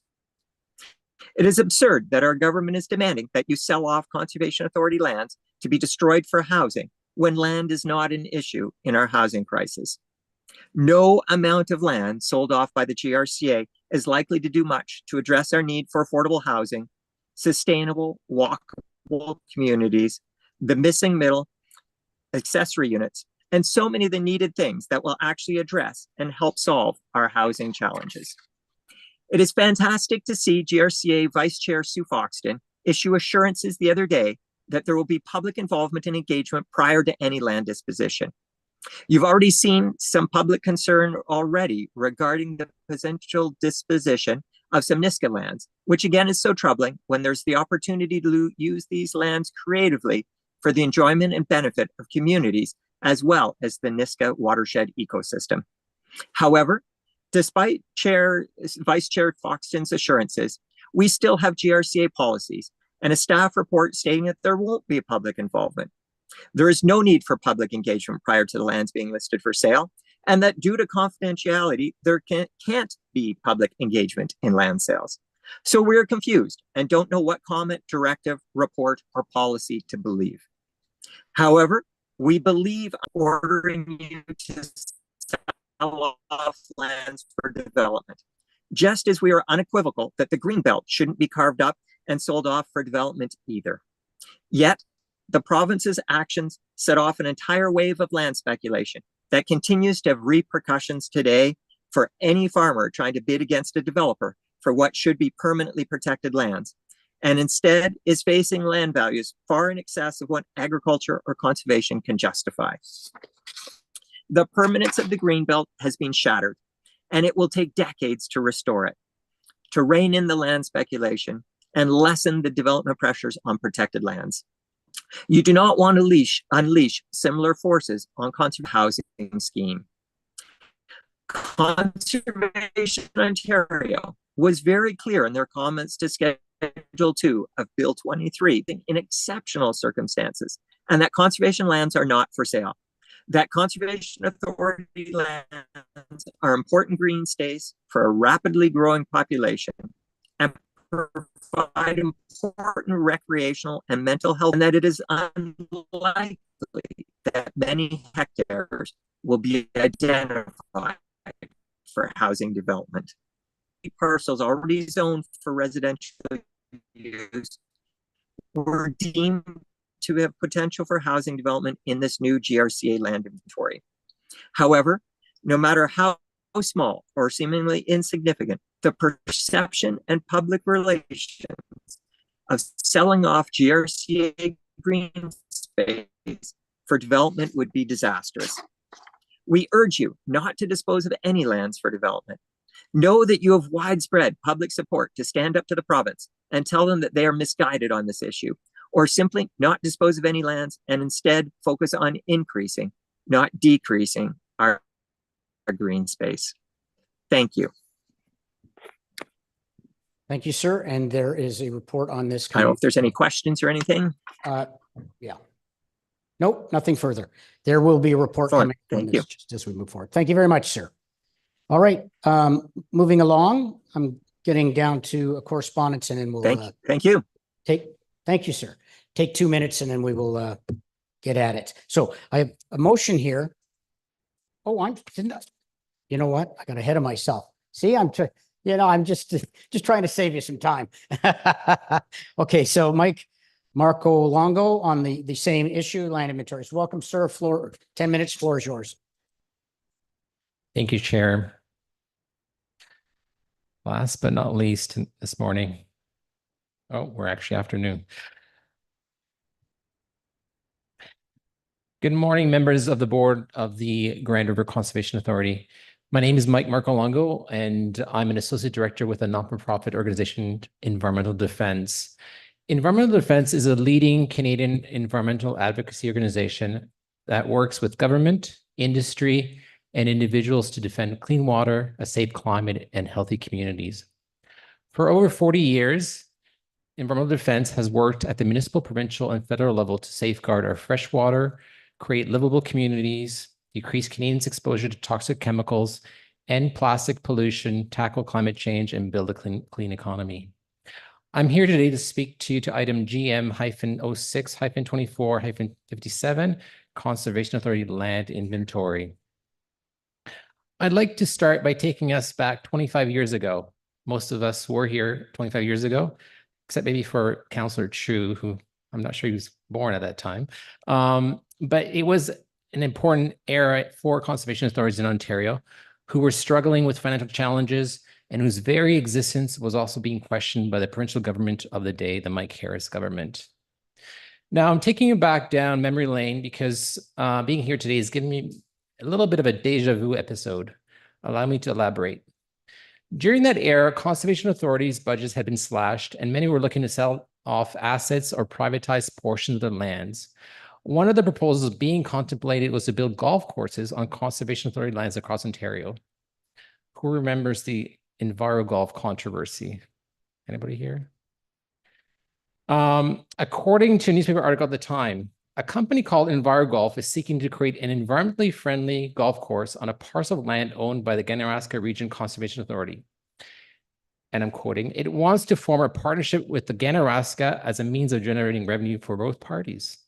The company is working with two proposals, one here and another near Peterborough. It hopes to enter in similar agreements with some of the other 38 conservation authorities in Ontario." The article goes on to say, thanks to Tory funding cutbacks, the GRCA is searching for money. Starting in 1995, the province has slashed about 75% of its grants, going from about 400,000 to around 100,000 in 1999. At the time, I wrote an article for the University of Waterloo-based journal called Alternatives Journal on this topic, and the article is entitled Fairway Trap. I would suggest that we're in a similar trap today. Cash strapped and under fire, conservation authorities were defending their actions by saying their role is to manage resources and have them put to their best use. As you likely know, cooler heads prevailed and the EnviroGolf proposal did not move forward.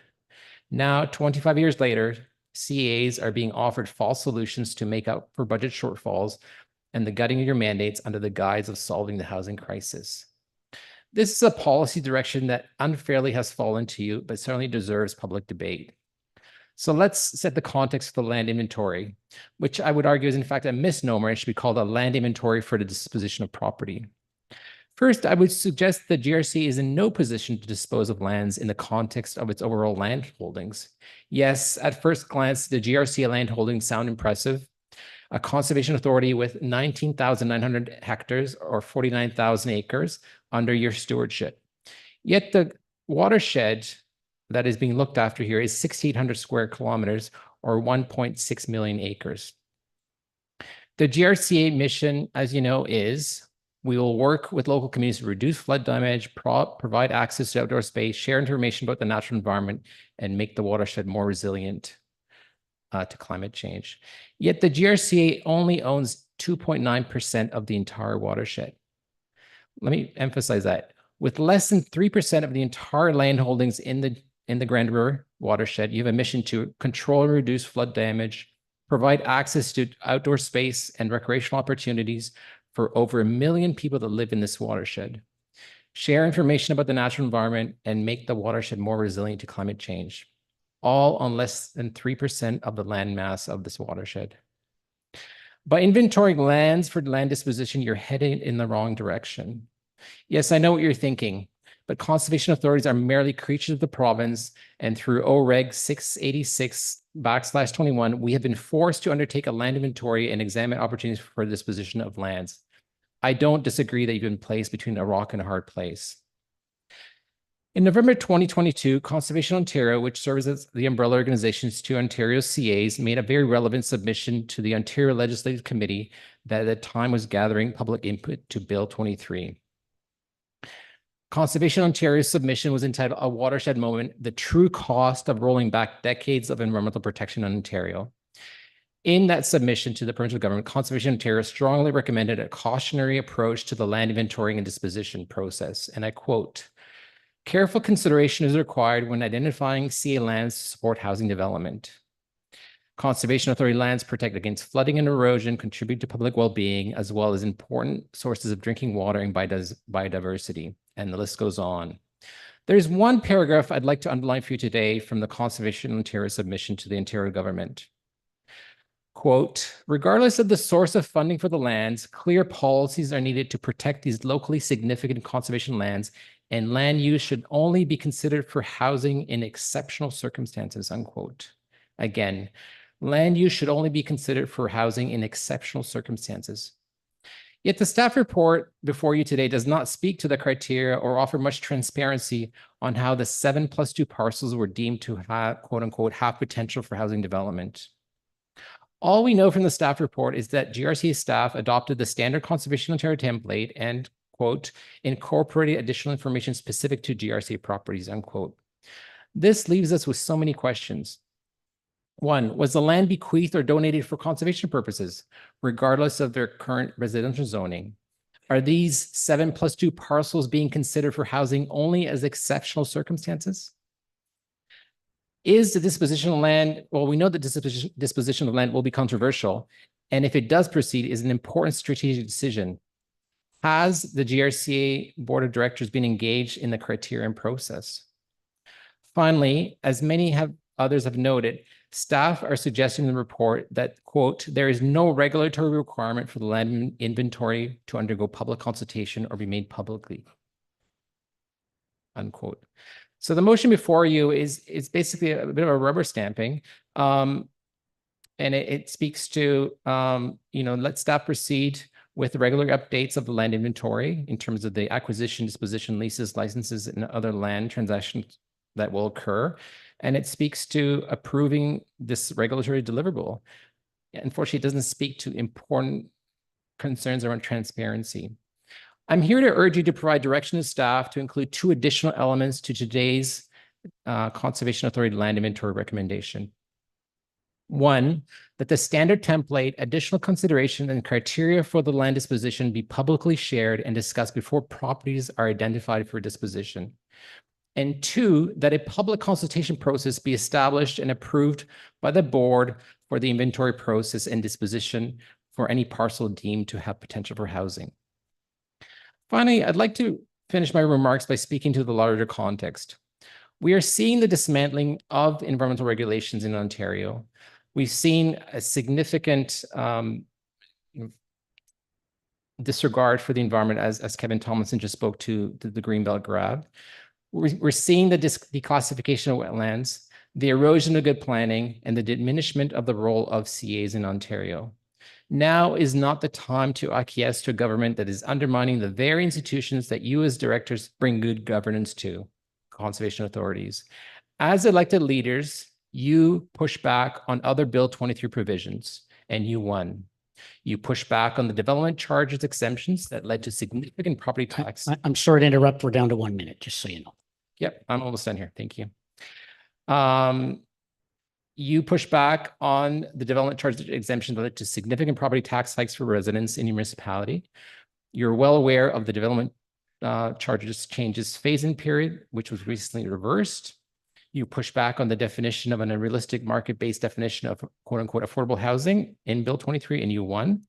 And now is the time to push back on another provision of Bill 23, the mandated Conservation Authority land inventory that is detrimental to this organization and the health of this watershed. Thank you for your time. All right. Thank you, sir. Appreciate that. And as I've indicated, we've got a report on that coming momentarily. Appreciate it. Thank you. So moving along, I have a motion here regarding correspondence. The correspondence from Halton Region regarding the integrated Halton Region Memorandum of Understanding and the Tree Bylaw and Woodland Stewardship Program Annual Report, and from Larry Bond regarding management of the Conestoga River, and from Patty Maurice regarding the Nisga'a Land Holdings Management Plan, and from Andrew McCammon from the Ontario Headwaters Institute regarding surplus lands be received as information.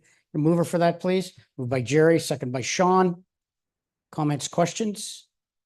All in favor? That is carried. So we're going to take 1 minute bio break, one. And then we're going to move to item, as we've moved the agenda up, we're going to move to item 13J, the land inventory. So 59, 58, 57.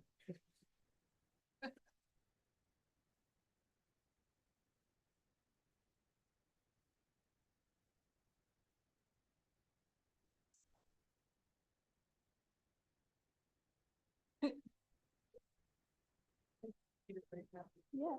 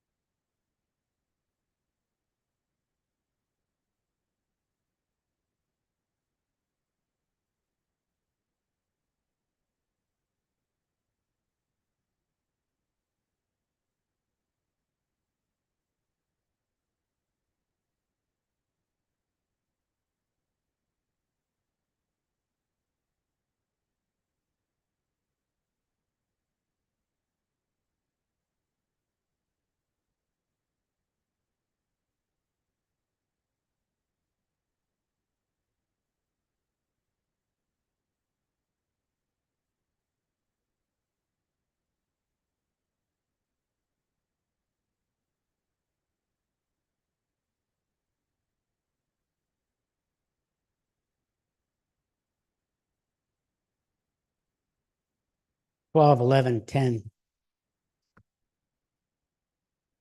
We're losing quorum. Do I need to call quorum again at this point, or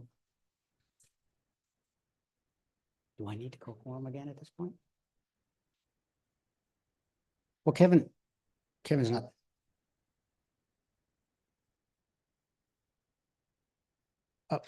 I'm just waiting for Kevin and Gord. Are they gone?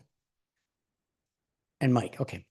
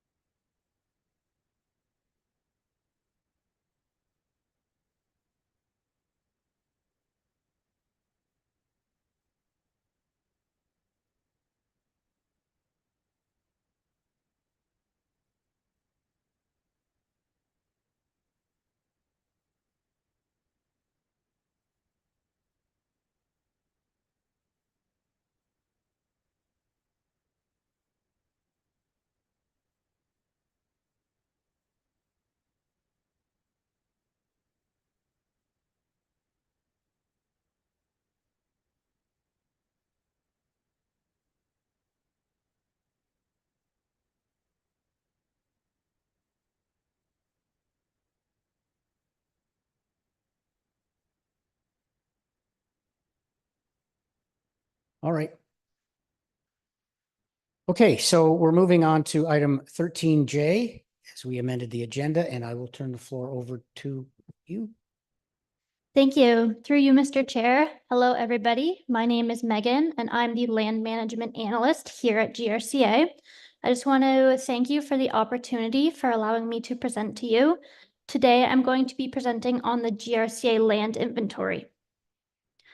So an overview, the land inventory is one of 6 regulatory deliverables prescribed under Ontario Regulation 686-21 mandatory programs and services.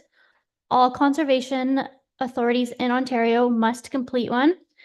The inventory includes all parcels of land owned or controlled by the authority, and it is linked to the conservation area strategy, which is one of the other regulatory deliverables under this regulation. So requirements for the inventory are found under Section 11 of the regulation, and it includes the location of the parcel, any information on the parcel such as maps, surveys, and site plans, when the parcel was acquired, if the parcel was acquired using a Section 39 grant under the Conservation Authorities Act, if the parcel was acquired through expropriation, whether the authority owns the parcel or has a registered legal interest, the land use categories that apply to the parcel, and further information on this requirement is found under Section 10 of the regulation, which discusses the requirements for the conservation area strategy. Identifying whether or not an activity is provided that requires direct support or supervision of staff, identifying whether commercial logging is carried out, and lastly, an amendment was made to the regulation under Ontario Regulation 594-22, which required us to identify whether or not a parcel or portion of a parcel is suitable for housing or housing infrastructure development, which also includes identifying the applicable zoning bylaw, if the parcel augments any natural heritage, and if the parcel integrates with other provincially or municipally owned lands or other publicly accessible lands and trails. So if additional other requirements, there must be a process for periodic review. It must be complete on or before December 31st of 2024, and our inventory is now considered complete, and there's no requirement for the inventory to undergo consultation or for it to be shared publicly. So the process for how we completed the inventory was a combination of historical document review. So this included looking over historical deeds, reference plans, agreements, and cross-referencing them with the existing property information that we had. We collaborated with internal and external organizations. So earlier on in 2022, Conservation Ontario coordinated a working group that comprised of staff from different conservation authorities, and they helped develop a standard approach and guidelines to complete the inventory. And this also included developing a standard template, which we used as the base of our inventory, which is in an Excel format. Completion of this inventory also heavily relied on collaboration with internal staff across multiple departments. This includes natural heritage, conservation lands, conservation areas, engineering, geomatics, accounting, and planning staff. So I just want to give a thank you to all the staff that helped with the completion of the inventory. And then other agencies such as municipalities were consulted to help assist with interpreting their bylaws and land use policies. Lastly, we used different online resources and programs. So we heavily relied on our existing GIS database, which held a lot of our property information already. And then we used other online resources that provided property information, such as GeoWarehouse and the Ontario Land Registry, which helped fill in any existing gaps. So as I mentioned earlier, there was an amendment made to the regulation, which required us to identify whether or not a parcel or a portion of the parcel is suitable for the purposes of housing and housing infrastructure, including identifying any applicable zoning bylaw, if the parcel or portion of the parcel augments any natural heritage, and if the parcel or portion of the parcel integrates with other provincially or municipally owned lands or other publicly accessible lands and trails within the authority's area of jurisdiction. So our approach to this, so this was a desktop exercise, and it's important to note that if we did proceed with any of these land holdings, we would be in contact with the municipalities, we would follow the official process, which may identify other land use constraints, and the public would be notified. So we looked up the zoning designations of each parcel that we owned and determined if it was zoned for residential purposes. We then considered other factors such as the presence of natural hazards, natural heritage features, access to the property, integration with other public trails, official plan designations, feasibility of land severance, and ongoing GRCA projects. We also included any parcel that was previously declared surplus. So out of the 493 PINs or property identification numbers owned by the GRCA, 30 parcels are currently zoned for residential purposes. And of those 30, 7 were identified as having the potential for housing development from the perspective of GRCA policies. And as noted, there could be other municipal constraints. So prior to the requirement to having to complete the inventory, some of these identified properties have previously been declared surplus and are either in the process of disposition or the GRCA has not yet initiated the disposition process. The additional 23 properties that were zoned residential were deemed to be not suitable for housing. So out of the 19,900 hectares owned by the GRCA, there was 11.26 hectares that has been identified, and this represents under 0.001% of GRCA's overall land holdings. So I'm going to go over an overview of each of the sites. So site 1 is located in Inverhaw. It is 0.12 hectares, and it is part of the residential tenancy wind down program. Site 2 is located in the north part of the city of Guelph. It is 1.25 hectares, and it was previously declared surplus in 2012. Sites 3, 4, and 5 are all adjacent to each other. They're located in downtown Galt and are a cumulative total of 0.21 hectares. These parcels are within the floodplain special policy area. Site 6 is located in the south end of the city of Guelph. It is 8 hectares and it is currently under an agricultural lease, and it is part of the NISCA management plan. Site 7 is located in the south part of the city of Brantford. It is 1.26 hectares in size, and it was declared surplus in 2020, and it is within the floodplain special policy area. There were also 2 sites that were identified that would require some additional investigation. The first site is located in downtown Galt, and it is adjacent to sites 4, 5, and 6. It would require a severance of the parking lot area that excludes any of the flood infrastructure. And you can see the approximate outlined area in the black dotted lines. The second site is located in Rockwood, and it is 0.32 hectares. Although there's no regulated features, there is potential issues with slope in this area. It's also classified as heritage area and greenlands in the County of Wellington's official plan, and this property has a low probability of sale.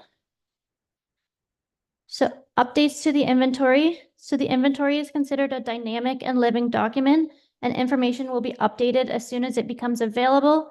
And this includes acquisitions, dispositions, agreements, and other land transactions. And while all staff will be able to access the inventory, only select staff will be responsible for updating it to ensure the accuracy and consistency. Thank you once again. If there are any questions, Sam and I will be happy to answer them. Okay, thank you very much. Very comprehensive. Are there any questions from the floor or what are you pointing at? Any questions from, I can't see the.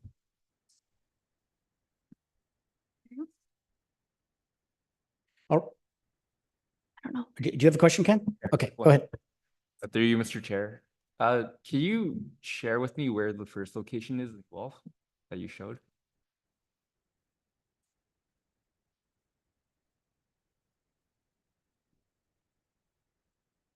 Yeah, it's in the north end of the city of Guelph.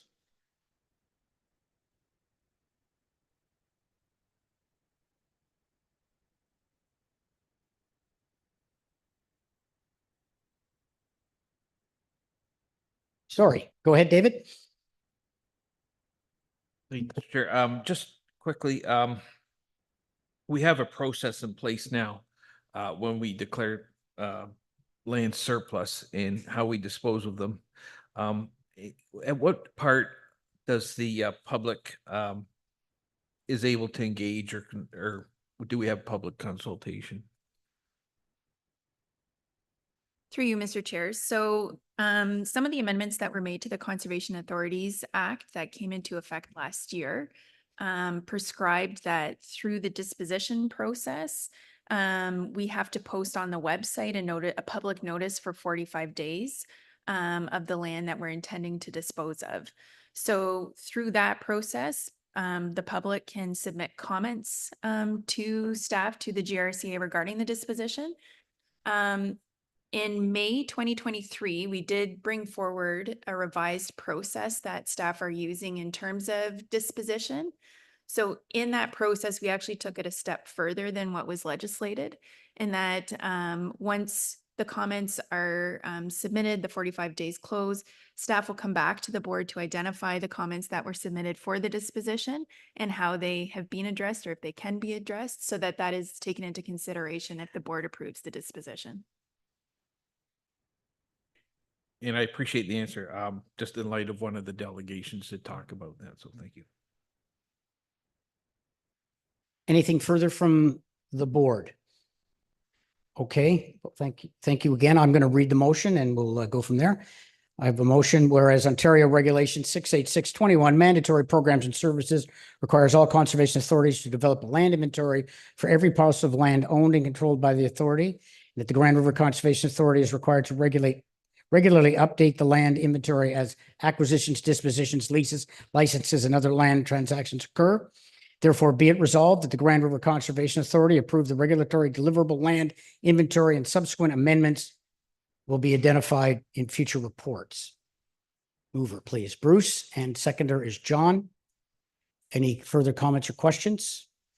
And just remember, this is here because the province legislated it. Each of these properties has its own individual history. Some have already been declared surplus. Some will never be sold. So it's just, we're mandated to do this. All right. So I will call the question. All in favor? That is carried. Thank you very much. All right. Moving along then to item 13K, which is Niska Land Holdings Management Plan. I will turn the floor over to you, Sam. You've got 10. Do you get 10? I don't know what you get.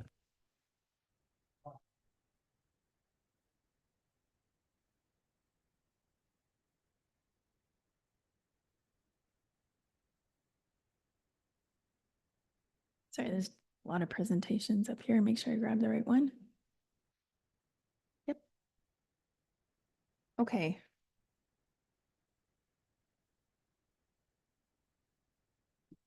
Thinking about it. There we go. Okay. So thank you, Mr. Chair. So just a brief update in terms of the Niska Land Holdings Management Plan. We did bring a report to the board, the draft management plan, back in September of 2023. I just wanted to also address a few of the comments that have been made by some of the delegations. So in terms of the Niska management plan, the process that we're following is laid out in the minutes of settlement. And that was an OMB hearing that started in 2013, went on for about 5 or 6 years. And there was an appeal through the City of Guelph's official plan. I think it was number 48, specifically to GRCA. It was a 20 acre parcel of land attached to the Niska Land Holdings. And the appeal was from Dr. Whiteley concerning the redesignation of the land that the city had identified to change the designation for residential. So through that process, there was an agreed statement of facts that was supported and agreed to by all parties, which included Dr. Whiteley. Subsequent to that, Dr. Whiteley withdrew his appeal based on minutes of settlement, and Lorimer was also party to those minutes of settlement as well. So staff have used the agreed statements of facts that are identified as the foundation for the report and the management plan and the history. So that does include the fact that the lands were acquired in support of the Hespeler Reservoir. In terms of acquisitions for conservation authorities, in order to get the provincial support It had to be designated as a project through the Conservation Authorities Act. Going back in time again, there were a number of technical reports that were done to highlight the flood management system across the watershed. Throughout the years, they have been updated and the reservoir numbers were reduced to the ones that we currently have, including one other reservoir in Westmont Rose that is not currently built but still on the books. So I just wanted to set that context as we move through this. So as part of the minutes of settlement, there were various stages that the authority had to go through in terms of public notification. Staff had adhered to that. So since 2023 in September, when we took the draft, we have met with additional stakeholders throughout that time, and we have made some minor changes. These minor changes were feedback based on some of the comments that we received back in September when we posted the draft for public comment. So if you want the report in September attached all the comments that were received by a number of people concerning the management plan, and staff reviewed those and incorporated some of them into the final plan. So the final plan is what is before you today. And in terms of the recommendations in that management plan, the first recommendation is to engage with the City of Guelph and other third parties to explore opportunities to enter into a maintenance agreement for parcels of land that could provide recreational opportunities or conservation opportunities. The second one is to continue to advocate and promote partnership opportunities to manage and monitor the biodiversity and ecological systems within the Nisga'a land holdings. And the final recommendation is to dispose of a parcel of land south of Nisga'a Road that's associated with the agricultural lease. So it's known as Agricultural Field B. So the parcel that is the individual parcel that's located south of Nisga'a Road. And to also identify any other lands in the Nisga'a land holdings that may be suitable for disposition. So just to provide a quick overview in terms of the obligations that GRCA has under the minutes of settlement and just the status of them. So we were required to create a web page exclusively to the Nisga'a management plan, which we have. We've provided updated information there. If anybody's interested, we've also posted up there the minutes of settlement for people to review if they're interested in that. Prior to bringing any of the reports related to the management plan, we were required to notify the public through the website that we were going to be taking a report to the board concerning the Nisga'a management plan or posting a draft of the plan. So staff again have adhered to those requirements. I also just wanted to say that today in the plan, you're not actually declaring anything surplus. The recommendation is there for the board to consider whether or not it should be declared surplus. There is additional steps also identified in the minutes of settlement should the board move into declaring that 20-acre parcel surplus. And again, it requires public notification 30 days prior to going through. I also just wanted to mention again, and it was highlighted in the previous presentation, that the province has amended the disposition process for conservation authorities. So any dispositions we are required to post on our website with information and to the public, giving them an ability to provide comments that would be considered during the disposition process as well. Finally, the City of Guelph is also a party to the minutes of settlement, and they have been actively involved too throughout this process. So one of the requirements as well is if the plan is approved today, that we submit that plan to the city. I don't have it on here. I don't think I do. But there was there is another requirement too that was identified, that once the plan is approved by the GRCA board, the City of Guelph and GRCA will form a working group with members of the public to look at the remaining, so the lands north of Nisga'a in terms of trail system and what sort of passive recreational use can be provided there. So I didn't have that on here, but that's another requirement of the minutes of settlement. So Chair, that is the summary of my presentation, and I'm happy to take any questions. All right, thank you. Can we drop that slide? Thanks. All right, Christine?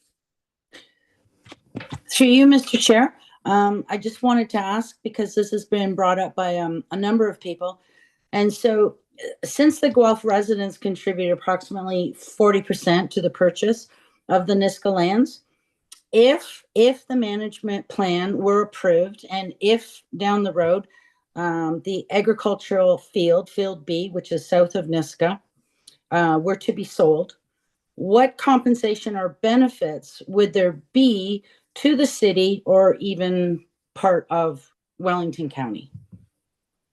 So through you, Mr. Chair. So under the MNRF guidelines for disposition, if there were any contributions from the province in the acquisition of a property, we're required to put all of the funds that come from the disposition into a land sale reserve. In the land sale reserve, there's only 5 specific things that the authority can use them for, and it's actually related to high priority capital projects. These guidelines were put in place, as it was previously mentioned, when the province decreased their funding and support for conservation authorities in the late 90s. So they recognized that there would be an increased need for funds to support some of the capital projects, such as improvements to dams, any improvements to flood-related infrastructure. So I think, some of the other requirements for the land sale reserve that you can utilize it for is purchase of environmental significant properties, erosion and control projects. But the intention there was that under the Conservation Authorities Act, the authority does have the ability to special levy municipalities in terms of any of the capital maintenance requirements. And so for the GRCA, we would utilize the land sale reserve to the best of our abilities prior to entertaining a special levy approach. So in a nutshell, the benefit would be that should there be any significant capital infrastructure requirements, whether it be purchasing of environmentally sensitive lands or improvements to, for example, the Guelph Dam, GRCA would utilize the land sale reserve to support that. And through you, Mr. Chair, with respect to capital infrastructure, the Guelph Dam down the road, that possibly could be millions and millions of dollars that's required. Is that not correct? Through you, Mr. Chair, that is correct. I believe at one point the GRCA a few years ago, and some of the board members around here may remember when MNRF was requiring us to do an emergency spillway for the Conestoga Dam. And I'm looking at the back here just to correct it, make sure if I got the right, but I think it was estimated at about $20 million. So had there not been any money in the land sale reserves, that would have been levied towards the municipalities. Okay. And then also through you, Mr. Chair, there's a feeling with respect to if there is any future development that the GRCA would have some control with what type or appropriate development there would be. Is that actually the case or not? So through you, Chair, we do have the Sustainable Development Guidelines, which were put in place in 2008.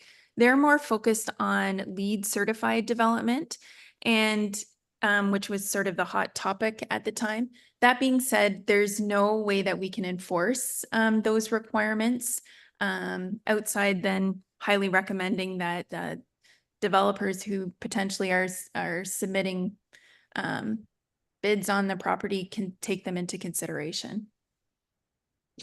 Thank you. Good, Christine. Okay, Ken, go ahead. Thank you through you, Chair White. Just to follow up on Christine's last question, there's a holding symbol on the south parcels in our zoning bylaw. Would there, since it's discretionary, is there like any mechanisms for GRCA to be involved in any conversations with the city through like formalized process? So through you, Mr. Chair, so we would still be involved in any development applications or proposals. From the planning side, under the mandatory regulation, we are required to be consulted from a natural hazard perspective. So we would still be doing our role in terms of, as the development potentially proceeded, providing our comments through that process. And just the last question, I know this has been a hot topic. My understanding is that public agencies have the first right to assess whether they want to purchase the land. Is that correct? Through you, Mr. Chair. So that is correct. When we list anything, I guess once we declare things for surplus and disposition, we do circulate to all the public agencies to see if there's any interest in purchasing the property. I will say that we are required to get an appraisal done of the property, so we will be looking for the appraised value. Should there be no indication from the municipalities or other public agencies that they're interested in purchasing the property, then we would move to dispose of it on the open market. We're done, but there would be that 30-day notice that would be posted on the webpage. Right? So Prior. you'd get double because we have the minutes of settlement, which require us to provide 30 days notice of when it's going to come on an agenda. And then we also have a requirement, if we go through the disposition process, to post it on the website for public notification for 45 days. And then to incorporate those comments into the consideration that the board would get for the disposition. Thank you, Ken. Oh, I lost my fuzzy. Okay, go ahead, David Miller.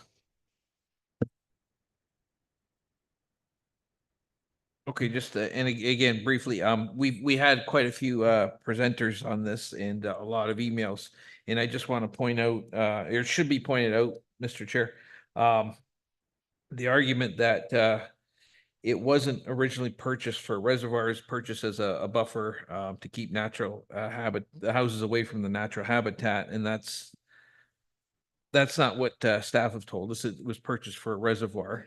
But at the end of the day, this board has heard that the reason why it was purchased is irrelevant to what we're doing today. It doesn't factor into it. So I think that should be pointed out. All right, thank you, sir. Are there any further comments or questions from the board? I'm going to put the motion on the floor. Did I miss Kevin? Go ahead. Yes. Thank you, Mr. Chair. Could we have the slide showing lots A, agricultural A, agricultural B? Just want to make sure I fully understand this.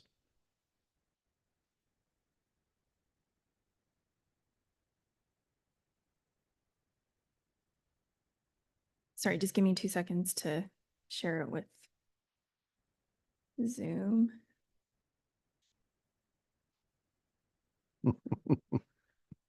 Okay. So if I'm a little bit confused, Samantha, so we're not approving today that the B be declared surplus, but we're about to embark on a process where it will probably be declared surplus? So through you, Mr. Chair, that's correct. Today is just the approval of the management plan. And then there would be a subsequent process if we declared it surplus and disposed of it. Okay. And just so I understand that plan, so the agricultural area A, that's part of the 120 acres that would be probably retained by the GRCA?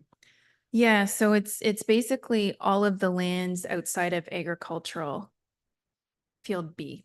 And so the concept is that would be part of a natural area. There would be some kind of a natural area plan for that particular area. Yeah, that's correct. The minutes of settlement require us to get that working group together. And agricultural area B, the GRCA does not determine how that land is to be used. That's the city of Guelph through its official plan and zoning bylaws. Through you, Mr. Chair, that's correct. All right. And the city of Guelph in its wisdom has designated these lands to be residential under the official plan, and the zoning subject to a holding category is medium density residential. Through you, Mr. Chair, that is correct. And we don't have the authority to change that. That's a good question. Well, you can apply to change it, but it's Yes, sorry. that decision-making lies with the city of Guelph. That's right? correct. Now, and the representations that we've received today, and I'll say this, I mean, some of what they've said, I think they raised legitimate issues, but the bottom line is this, as I understand it, they would prefer that we transfer this property to the city of Guelph, build a park or something, a green space. Has there been any indication from the city of Guelph that's what they want to do? Through you, Mr. Chair. So we have had extensive talks with the city of Guelph regarding the lands outside of agricultural B. They are interested in some shape or form of the lands north of Niska Road and the lands within the city of Guelph on the south side as well. but they have not expressed significant interest in agricultural field B. Predominantly, the conversations have been around the other lands. But as part of the process, the city of Guelph could indicate that they wish to purchase it. Yeah, through you, Mr. Chair, certainly we would be notifying them if it was declared surplus. Okay. And the market value of this land, it's going to be tens of millions of dollars. You can't tell us exactly, but it's tens of millions, clearly. It is zoned and designated residential. Yeah. And generally, lands like that are in excess of, $1 million an acre. Is that not correct? Honestly, I couldn't tell you that. Okay, well, I can tell you that. But so in terms of, it'd be tens of millions of dollars be generated from the sale of these surplus lands, and that would then be used for very many high priority capital projects the GRCA has. And right now the GRCA does have some, let's call it capital infrastructure financing challenges. Mm-hmm. Through you, Mr. Chair, that's correct. Yeah, okay. Thanks. Those are my questions. Thank you, sir. Appreciate it. Did you? Go ahead, Sean. Council wasn't to support this, what would happen moving forward with this? Or, what, yeah.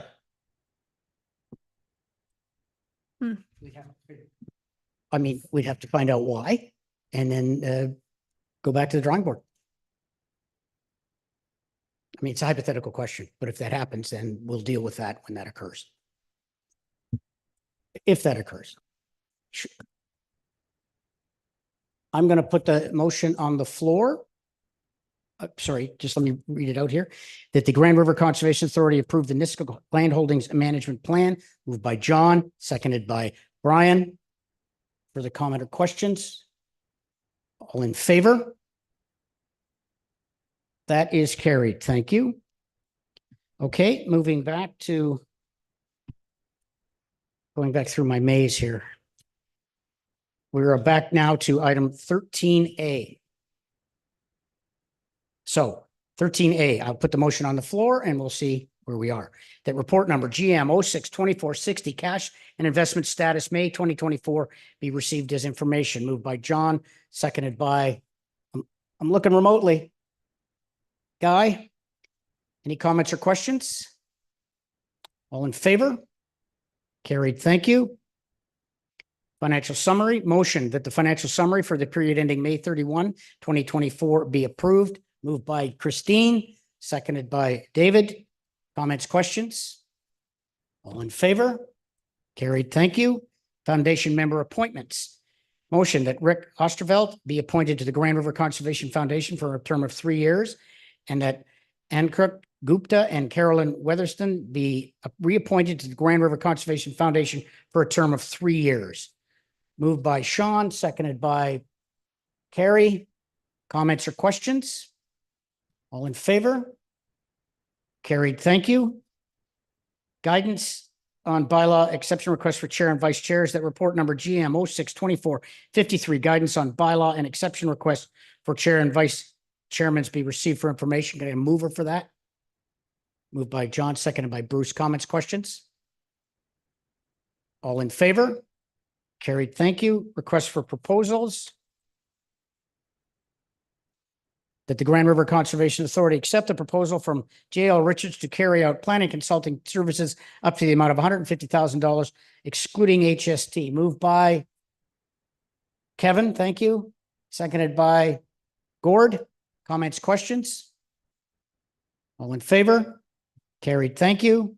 13F, Region of Waterloo East Side. Motion that the scoped master drainage plan as prepared by WSP Limited April 15th, 2024 and technical appendix September 2023 be used as guiding document when dealing with land use planning matters and GRCA permit applications in the study area, and that amendments to the Grand River Conservation Authority's Ontario Regulation 4124 mapping be approved to incorporate the revisions to the floodplain and associated regulated allowance. Moved by Sean, seconded by Jim.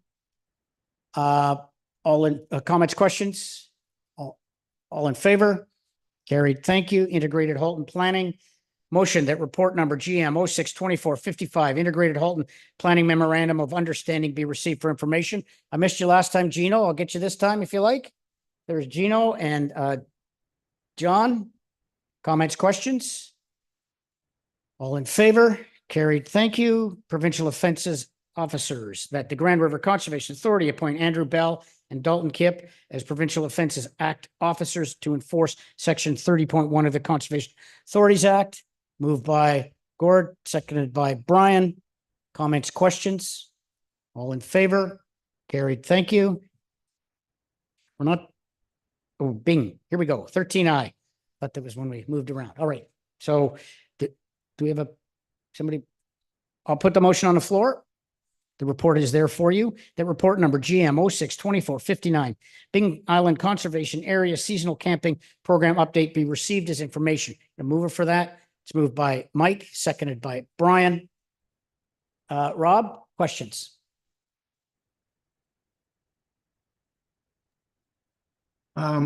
So thank you through the chair. So we heard two presentations today, or delegations, about some changes. My understanding from Rhonda and Pam that they're just following the guidelines that were put out. But today's delegations, we heard some information saying that a longer extension cord may be needed with the trailers being reversed and whatever else. Is there going to be any more dialogue with the seasonal campers? I think we owe them that as an explanation. Just asking that for clarity. All right, thank you. Through you, Mr. Chair. We did provide an updated question and answer following the May 30th, but we are committed to going through the checklist, talking to each seasonal camper about how their site complies. And so we'll be sharing that. And if we have significant challenges with the electrical infrastructure, we do have some money set aside to do some changes to that electrical infrastructure. We set it aside every year for every park. We have $10,000 set aside for electrical repairs, and we are looking at doing a park system-wide electrical review, so we can actually assess how much power we have coming into each location and what our options are for any other electrical infrastructure upgrades. But we'll continue the dialogue. Okay, and so just to follow up, the one delegation was about the docks. Are we still pretty steadfast that we're not going to support any docks? I do think there is some benefits of them, but I don't want to feel like I'm going against staff policy here. But what are our thoughts on a few docks that remain there? Through you, Mr. Chair, we've had a number of other seasonal campgrounds, namely Conestoga and Brant, that also had docks into the lake or reservoir and then into the river. And we didn't have any challenges explaining the parameters of dock use or lack of dock use for those sites.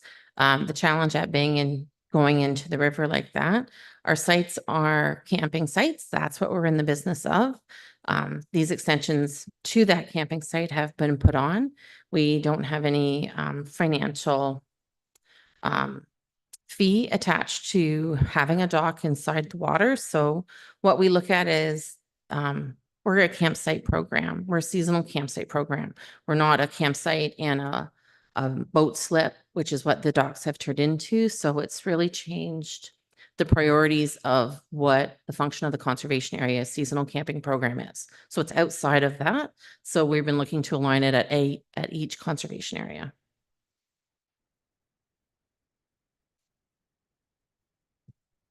Oh, hey, Rob, Kevin. Yeah, listening, Mr. Chair, I listened carefully to every delegation today. And I heard a lot in respect to Bing about sliding doors. And I think the point was that, if I heard it correctly, that there's something about sliding doors is disqualifying some trailer owners that felt otherwise they complied with the current regulations. What's that about? Sure, through you, Mr. Chair. We were asked for clarifying what defines a park model or destination model trailer. Going through there's a CSA guideline that says what a destination trailer is and what a park model trailer is. But part of our conservation area seasonal program was to look at the size of trailers that are coming into the CA. They require often 50 amp service where we only are able to provide 30 amp. So the larger park model, park destination trailers have a higher impact on our sites. And our sites were set up in the 60s and 70s. They're not designed for the larger trailers. We've allowed that to creep in. And we're trying to get back to being able what we can support with our infrastructure. So one of the key definitions of trying to make it easier for people to understand what's considered a park model trailer or a park destination trailer was the sliding glass doors. So a camping trailer traditionally doesn't have those. It's the more expansive units that are 3-season. They're harder to tow in and tow out. They're not easily moved. And a sliding glass door was one of the attributes of those types of larger units. Okay, I really don't, Mr. Chair, want to get down in the weeds, but this one did attract my interest. So is the issue the how big the trailer is, or just the fact it's got a sliding door? The issue is the size and the size and the requirements, the weight, the electrical needs, those sorts of things. The sliding glass door is not the issue. It's one of the things helping to identify what a park model or a park destination trailer is. All right, so if it's a destination size trailer, but it has sliding doors, will that be okay? No, those are the types, the park model and park destination are not permitted. This is just one attribute of those. Okay, but if it's a trailer that otherwise fits the requirements, but it just happens to have a sliding door, would it be okay? Yes, if it happened to fit inside of the size, the site parameters, those requirements, as long as the manufacturer didn't identify it as a park destination or park model trailer. That's the other piece of the questionnaire that we had to identify it. If the manufacturer says it's that type of a trailer, that's easily identified. And one of the attributes might be a sliding glass door, but not always. Okay, so one other question in terms of the docks, what beyond the fact that docks aren't permitted or have been phased out of other areas like Brant Park and all the other parks maintained by the GRCA, what's the rationale for it? Why do you want to discourage, in fact, prohibit docks? Sure. So at Bing specifically, in the other CAs and the other areas, docks were starting to attract people mooring their boats at docks. So they were privately owned docks tied to GRCA land. And it was an extension of their seasonal camping site. The boats were being moored, they're being serviced there. There was having multiple boats. So some places had like a pontoon boat or a larger boat, a couple of sea-doos, some canoes, some kayaks. It's really about the risk and liability side of managing those docks. We tried to identify the certain types of materials. So docks were being homemade. They were being made by many materials. So we looked at having what type of material the docks would be able to be used. And then we went through the process of looking at what do we really want to provide? We're here to provide camping. We have 2 boat launches at Bing. A boat launch is they're one above the dam and one below. The police use both of the boat launches. They're fine boat launches for use. So if it's boating as a recreational aspect, a sidebar of the camping program, but that's not why we run the camping program. We're not a boat slip or a boat mooring facility. Well, I'm glad you mentioned the liability issue because that's immediately what I thought of. There'd be a real problem. So in essence, the issue is this, that over time, these units have been held and used by families and individuals over decades and becomes kind of like a cottage with a dock. And that's not the concept of GRCA seasonal camping. And is also part of the concern that everyone should have an opportunity to be able to use these sites, publicly owned sites. Through you, Mr. Chair, that is a big thought. So we still value the seasonal camping program. We've instituted a lottery to help new people into the seasonal camping program be able to take part.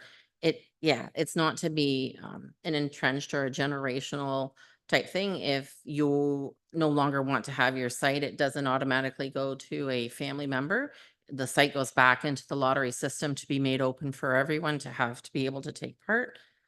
We have lots of interest from overnight campers at every one of our conservation areas. We're trying to accommodate those as well and trying to figure out the balance. And the location of these grouping of sites, we're in the Island and the Willows campground along the river's edge. They're highly desirable for a lot of people to be able to view the river while they're camping. Bing does have a pool, so it's a great place to go swimming. I know they mentioned that people swim in the river and they take part in other activities in the river, and we have other zones, designated areas in the parks for those types of activities. My last question to you, Mr. Chair, is there any way to kind of a hybrid system that would allow some turnover so that other members of the public can access and use these sites, but at the same time, some recognition of loyalty, seniority, if I can call it that? Is there any kind of hybrid system that would allow consideration of both issues? Through you, Mr. Chair, a hybrid system wasn't something that we had considered. The reason to move away from the Island and the Willows campgrounds was really about flood management and aligning the two sites. Riverside Campground has a lot of docks. We weren't moving the trailers or the people who are staying on those sites out of that campground, but we were removing the docks and the terraces and stairs and all the things that go out into the river from those sites and bringing it back. So no, we didn't consider a hybrid option. Okay, thanks. Okay. We just, so I'm going to call a question. It's on the floor, the Bing 13I. All in favor? That is carried. Thank you. We've only got a couple more items. And for those who remain to the end, we're going to do a rerun of the US presidential election last night for entertainment purposes. So if you want to hang in, you'll get a free movie. Okay.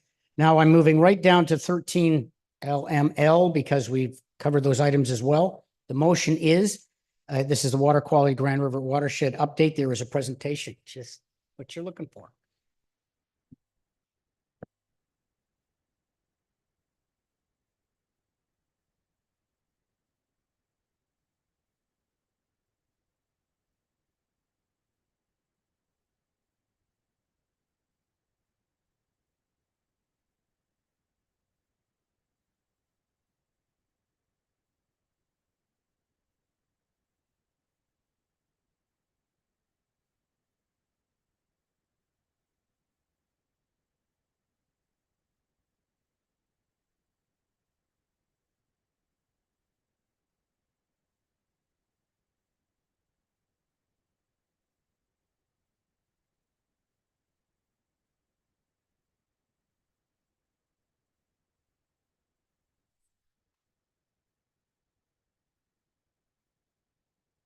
Through you, Mr. Chair, and thank you. Apologies, it took me a couple of minutes to find the right presentation slide there.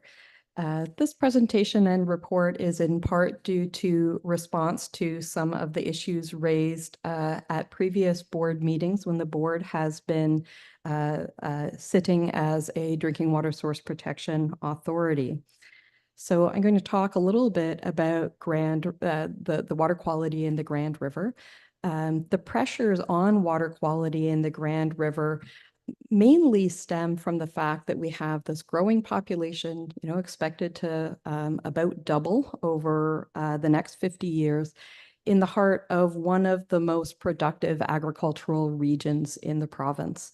And so although most of the municipal drinking water systems in our watershed are reliant on groundwater as a water source, there are some communities that are reliant on surface water. So what you see in this map here, those green dots are municipal water supply wells, groundwater reliant, and the yellow dots are municipal and First Nations surface water supply intakes. So the Grand River is the only source of water supply currently for the city of Brantford and Six Nations of the Grand River. The Waterloo region also draws on some Grand River water to supplement its groundwater-based system. And Guelph draws on some waters from the Iramosa River to supplement its groundwater-based system. So, you know, the water quality in the surface waters in our watershed is meaningful from a drinking water standpoint, but we also expect the river and its tributaries to be able to assimilate treated wastewater effluents and the runoff from our urban and agricultural areas, as well as providing sufficient quality to support our ecosystems, you know, recreational uses and other users of the water. So nitrogen is a naturally occurring element.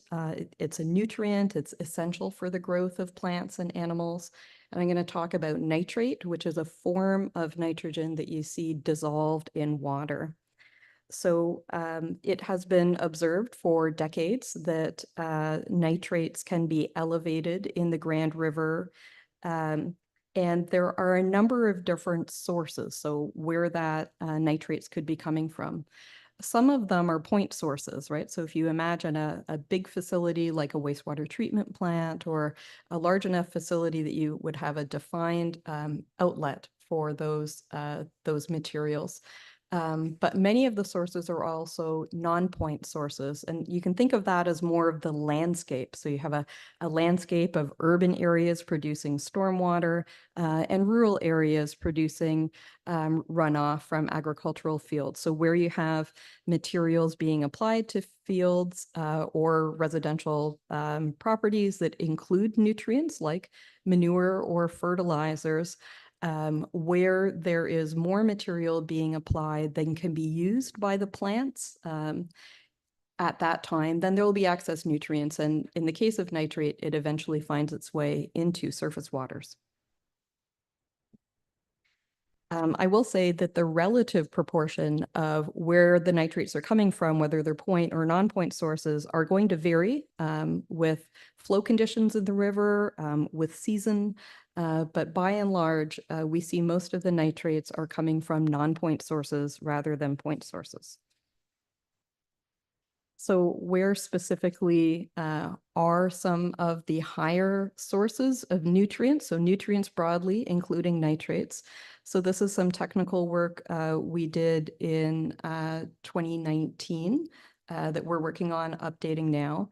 But on the left-hand side here, we're speaking to the non-point sources, the landscape areas. So that leftmost map shows livestock density. So we use that as a bit of a surrogate of where we may have higher loading of nutrients from agricultural operations, raising livestock. And then on the right-hand side, you see fertilizer use. So again, the potential from those lands to generate excess nutrients. And what's also important about these maps is those darker areas where you see the potential higher sources of nutrients are also some parts of the watershed where we see a greater prevalence of agricultural tile drainage. And that's important because nitrate dissolves very easily in water. And so where you have rainfall events and excess nitrate, where that nitrate is finding its way into the tile drainage, you're seeing it being conveyed very rapidly into watercourses. And then on the point sources, what you see there in pink are the 30 municipal wastewater treatment plants that discharge treated effluent into the Grand River. So some of you may be aware that some of the larger plants within our watershed have a process called nitrification, where they deliberately convert a more toxic form of nitrogen, ammonia, into nitrate to try to reduce the impact on the river. We don't have many wastewater treatment plants in our jurisdiction that use the other process, so denitrification, that would remove the nitrate from the treated effluents. Denitrification, or conversion of nitrate into, you know, non-toxic nitrogen gas, is a naturally occurring process that does occur during the river. but it is not very active in the cold winter months where the temperatures are low and there's very little biological activity in the river. And so for that reason, we see real seasonal patterns in nitrate levels in the Grand River, and they tend to be their highest over the course of the winter months when there is less biological use of that nitrate in the system. And currently, only one of the wastewater treatment plants in our jurisdiction, as part of their environmental compliance approval, includes a nitrate limit. So now you have a bit of a sense of what the sources look like. So what are we seeing in the river? Will you take a question? Rob, do you have something you want to ask? Through the chair, yes. On your map, I just noticed Dunville's water treatment plant goes into the Grand River, but I don't see it marked on your map. Through the chair, thank you. I can follow up on that. I admit I'm not an expert on the location of each of the plants, so I'm not sure whether that's being masked by the Dunville layer label there, but I can follow up. Yeah, okay, not a problem. I just, for point of clarity, if other people see that, I'm very confident that that exists. And so just a point. Thank you. Thank you. So we know where some of the source information is. So then what are we seeing in the river? So this is information, again, that we're currently in the process of updating. But on the left-hand side, what you're looking at in those bars is the column on the left-hand side. That top blue bar is you're seeing the concentration of nitrate in the Grand River at about Shan Dam, just downstream of Shan Dam. And at the bottom, what you're seeing is the concentration of nitrate at Bridgeport. So coming in between in those gray bars that you see tend to be a little higher in concentration are the tributaries draining into the Grand River in the upper watershed. So some of those source areas, and you can see that they do in fact tend to have higher concentrations of nitrate and are a real source to the river. And although that chart ends at the Bridgeport area in the region of Waterloo, downstream from that, we see fairly stable nitrate levels. So those levels are very similar as you get downstream through Brantford and Dunnville. And there are two meaningful thresholds to think at when you're looking at those numbers and wondering whether or not to be concerned. So one is 3 milligrams per liter. So that's about here, three sections up on this bar, and that's the federal guideline for the protection of aquatic health. And then the other is just off the chart over here, and that would be 10 milligrams per liter, and that is the Ontario drinking water standard. So I'm going to come back to kind of those thresholds in a second, but that's what we're seeing on the surface water. But this is not just a surface water issue. So on the right-hand side, you see some information about groundwater. And those purple circles represent findings from a study, an external study from a few years ago. They are private domestic drinking water wells, and the size of the purple circle is related to the concentration of nitrate. So that largest size is nitrates over 10 milligrams per liter, which is over that drinking water standard. So you can see nitrates can be high in groundwater throughout the watershed. Those yellowy orange circles are municipal water supply wells who have been identified as having an issue with nitrate, rising concentrations of concern under the Clean Water Act through our Drinking Water Source Protection Program.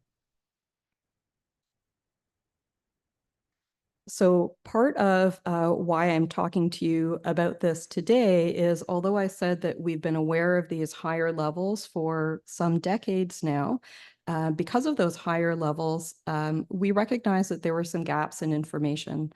And notably, our main source of information about nitrates is the Provincial Water Quality Monitoring Network. And there is very limited winter sampling under that program. And of course, we're realizing now that that is the season when we are seeing some of the highest nitrate levels. So about a year ago, we purchased and installed some new technology. And this includes a nitrate sensor that is capable of taking more frequent readings. So instead of taking 10 physical samples a year, these sensors can report on every 15 minutes or hourly. And this sensor was installed at the Brant Water Quality Station just upstream of the City of Brantford's drinking water intake. And what we started to observe is that those nitrate levels can start to peak over 7 or 8 milligrams per liter a little more frequently than we might have originally understood, which certainly is cause for concern.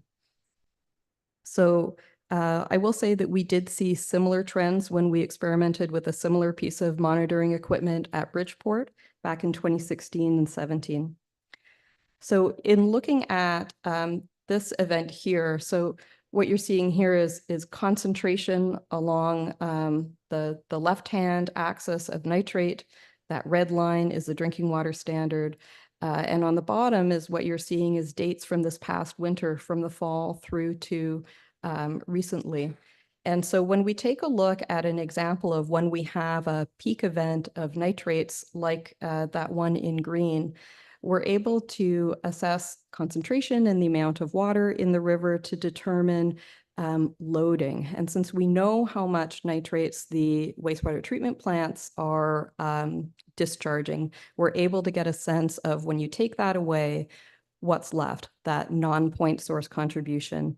And what we're estimating is that the non-point source contribution to nitrates during the winter when we're seeing these peaks is 85 to 90% coming from rural non-point sources, not from those wastewater treatment plants. And we're particularly seeing these peak events when we have rainfall events over the course of the winter. And of course, one cause for concern would be climate change. If we start to see, as we have been seeing, more frequent melt and rainfall events over the winter, we could see the frequency of these peaks increasing. So what does that mean for municipalities? That means potential threats to drinking water sources, but it also means that we may see the Ministry of the Environment start to require some new monitoring or nitrate treatment requirements for wastewater treatment plants, which could in the end result in higher capital and operational infrastructure costs.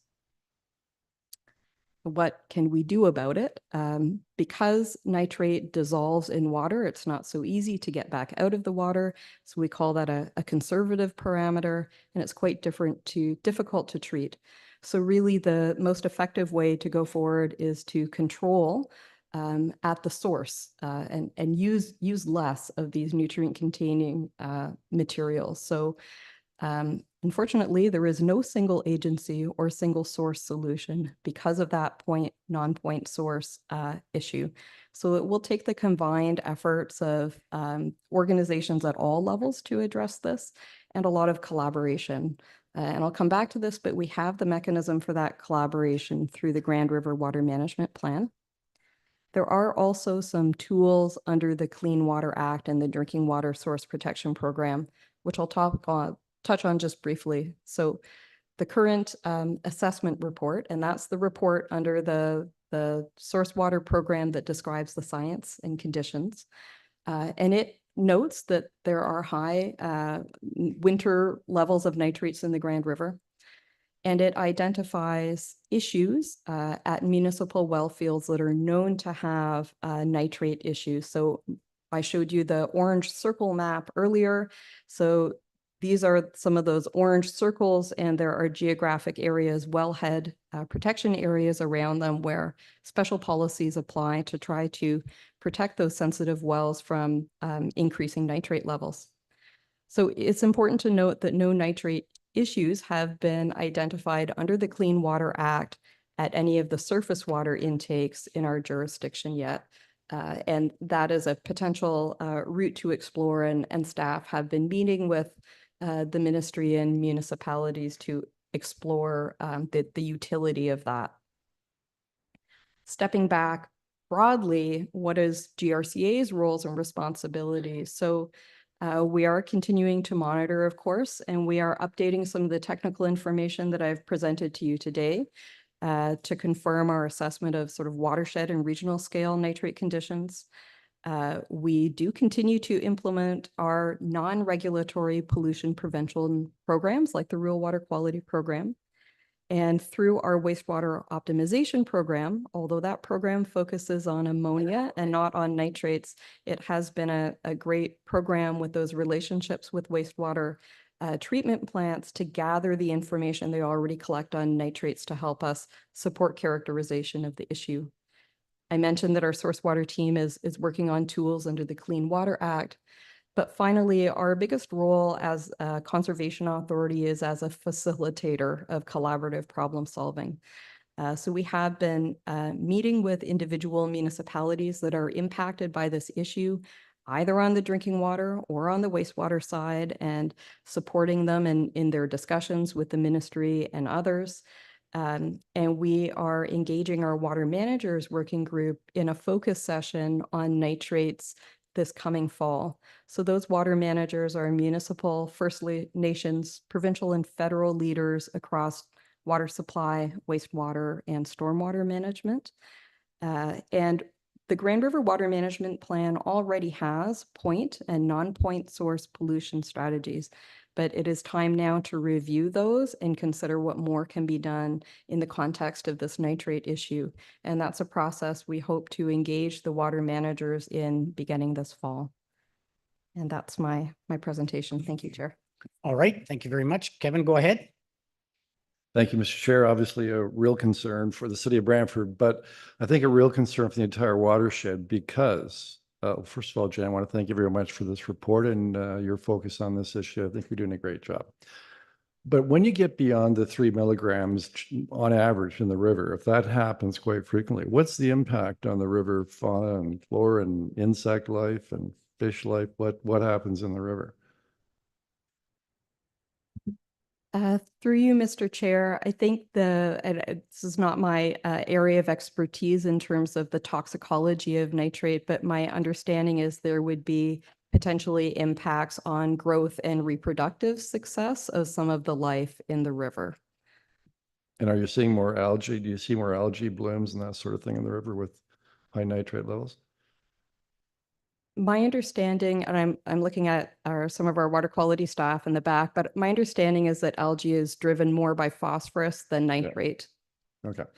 Okay. Just so the members know, the issue is a real concern to the city of Brantford and also Six Nations, because if you get beyond 10, the public health unit has to make an order directing everybody to drink bottled water, because there are problems in respect to potentially having an epidemic of blue babies. So it's serious, and it's an issue that we really do have to get control over and better manage, because this recent monitoring that we're able to do now may indicate a kind of worrying gradual upward trend in nitrate levels. And we need more data. We need to find out with better monitoring exactly what's happening in the river. And it can be that when these things spike temporarily, we in Brantford can close the gates and not take water for 10, 12, 20 hours, but we can't go beyond that.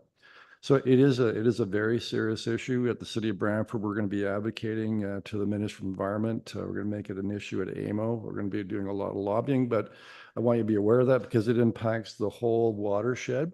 And what's interesting is there are groundwater sources that have nitrate levels that are beyond 10.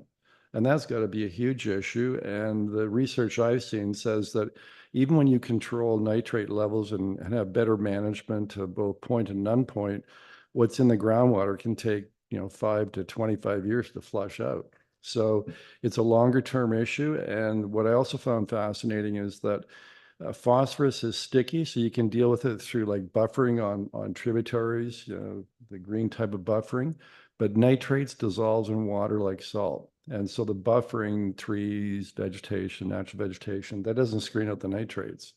The nitrates will still get into the river, they'll still get into the groundwater. And it probably is the long-term solution is more sophisticated, better managed agricultural practices, given how much of that occurs in the watershed as it should. It's the most productive area in Ontario. So it is a very serious issue for all of us. And it's great that we have seen the problem at this early stage so that we have the time to take corrective action. Thank you. Kevin, thank you. Sorry, Gino first, and then I'll be there, John. Gino, you have something? I do. Just through you to the chair, where is the starting point that the nitrates have really started to infiltrate into the river? Do we have that information available to us?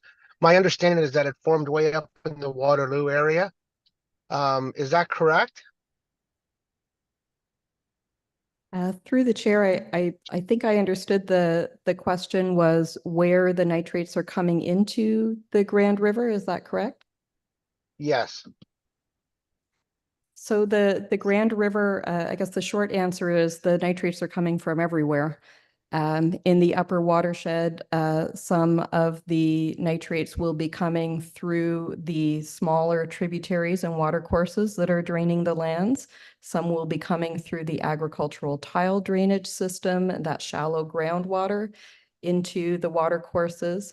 Where you have shallow groundwater that discharges to the Grand River, if nitrates are elevated there, that can be a source at various points in the watershed. That's the challenge of the non-point sources.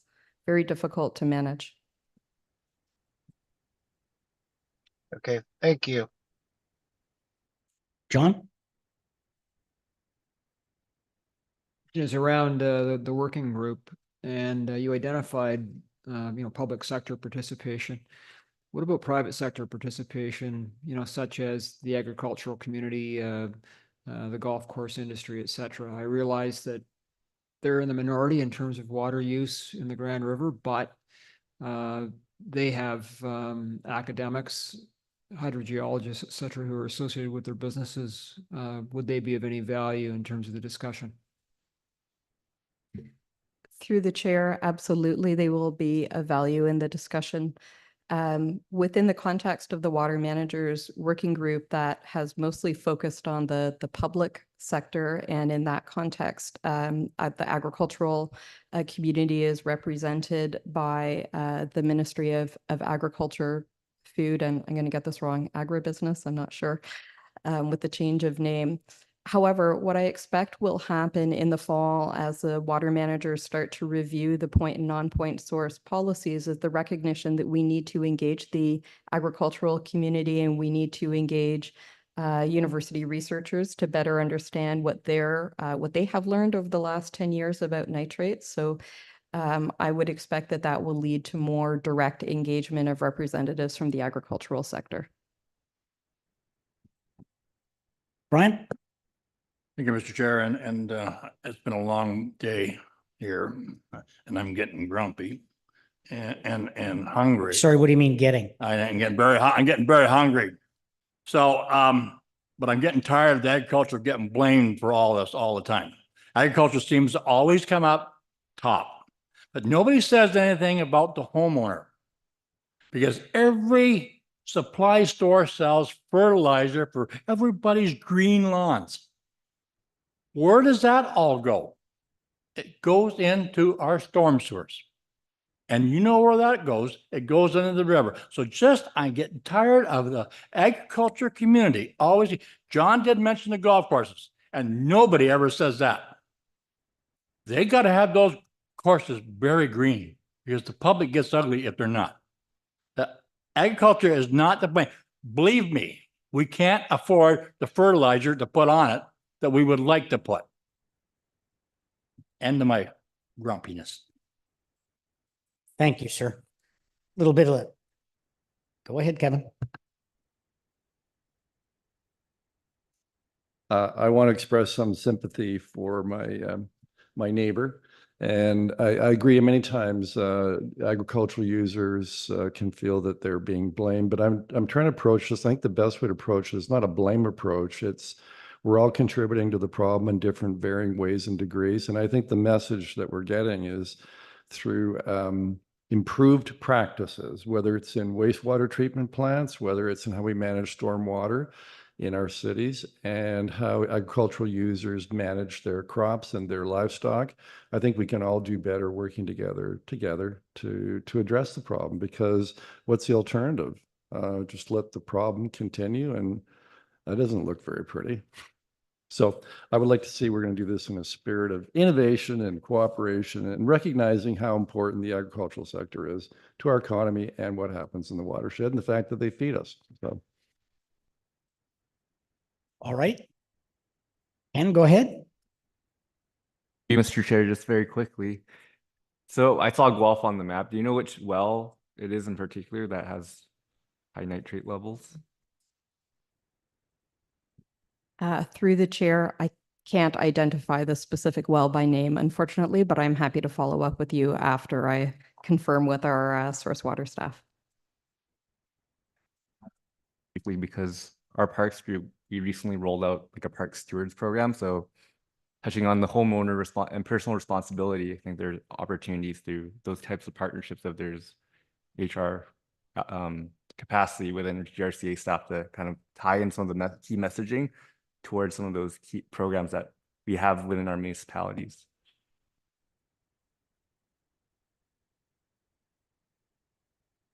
Sorry. Comments are not allowed. All right. Thanks, Ken.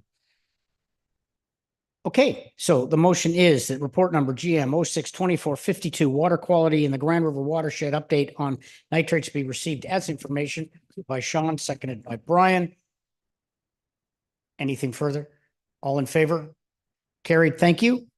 Final draft watershed-based resource motion that report number GM 06-2451, final draft watershed-based resource management strategy be received as information, and that the watershed-based resource management strategy be approved and posted on the Grand River Authority website. Moved by Rob, seconded by Christine. Comments or questions on this one? Go ahead, David. Thank you, Mr. Chair. In light of the previous report on nitrates, and then Janet mentioned that 1.8, we're looking at 1.8 million by 2066 in the Grand River watershed. Has there been any study of the limit to the population in terms of water for the watershed, either in terms of the quality, and again, getting back to nitrates, or the quantity of water?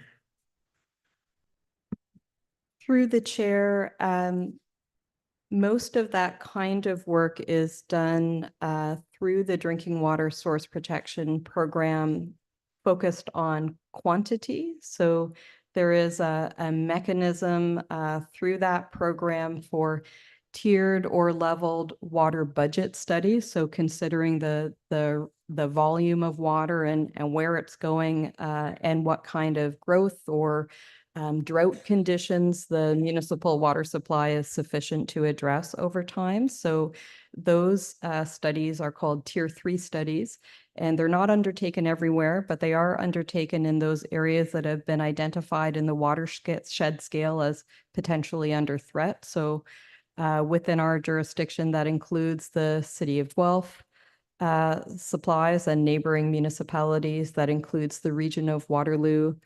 That includes Whiteman's Creek. And I'm looking at Sherry. Did I miss any? The Grand. I think those are the Tier 3 studies. So they will identify whether there appears to be sufficient supply to meet both growth and potential drought scenarios. I'm not aware of studies that assesses kind of carrying capacity of population from a water. Well, I shouldn't say that. Stepping back from that, on the quality side, maybe not groundwater, but focusing on surface water. So municipalities, as they make changes to wastewater master plans or wastewater treatment plants, would do assimilative capacity studies. So those studies would assess kind of volume and quality of treated wastewater effluent into the Grand River and what kind of impacts that would have on the ability of the Grand River to absorb those nutrients. So municipalities would lead those studies. Maybe not, I'd have to look and see, to what extent that's done at the full watershed scale. Very often, we have a tool at the GRCA called the Grand River Simulation Model that is aimed at aggregating that information, that assimilative capacity assessment at the scale of a good chunk of the Grand River. So we maintain that model, and then municipalities would use it in their individual assimilative capacity studies for the province. Okay, thank you for the answer, and thank you for your card, because I'm going to email you because I want to follow up on that. So thank you. John? From a past life, MOE has that information. And I don't know if they still do. Maybe now it's MNR with the changes that have been made, but I've seen the information. It was probably 10 years ago, but it's there. If there's nothing further, I will call the question. All in favor? That is carried. Thank you. Motion that report number GM 06-2463, current watershed conditions as of June 18th, 2024, be received as information. Moved by Brian, seconded by Kevin. Any comments or questions here? All in favor? Carried. This is where we're going to go back and do a little open session on the nature centers, and then we're going to approve the closed minutes. So do you have a little update on the nature centers, excluding the closed portion? What? You already approved the closed minutes. Well done. You've already approved the closed minutes. Good work. Okay. Okay, thank you. Through you, Mr. Chair. So just to provide the board a bit of an update in terms of the review of the nature center facilities and the properties, it was something that the board had brought up when the previous report came in October 2023. So staff have gone through and taken a look at the properties, also included the conditions assessments that were done for each of the facilities that are located outside of GRCA parks. The properties, so it's three, so it would be Laurel Creek, Apps Mills, and Taquania nature centers that are located currently outside of the GRCA parks. In terms of the properties, they are predominantly regulated by the GRCA through our regulation, which limits the development potential of those properties. Likewise, too, in conversations with the municipalities, there's restrictive zoning in place on those properties as well that would limit the type of commercial lease operations that potentially could happen there, and also significantly limits the opportunity for the GRCA to sever and sell those properties. Given the amount of feedback that we've received from other organizations as well, and certainly the donors to all those facilities and the lands associated with that, we have been pursuing conversations with municipalities, in particular Brant and Brantford, regarding Apps Mills and Taquania. We are currently also speaking with the City of Waterloo regarding Laurel Creek Nature Center, and just wanted to say that we're coming to the board just to make you aware that we are having those conversations, and that we are looking for opportunities within the public realm to see whether or not there are alternative uses for those facilities, or whether or not there's partnerships in terms of maintaining the existing uses in those facilities as well. And just staff would like to continue on those discussions and bring back any additional information that should come as a result of those meetings. So if there's any questions, I'd be happy to answer them. All right, I'll put the motion on the floor, and then we'll see if we can make Sam happy and give her some questions. Motion that staff be directed to continue to discuss and negotiate opportunities with municipalities, school boards, and other agencies for the three nature center properties. That's moved by Jerry and seconded by Kevin. And Kevin has a question.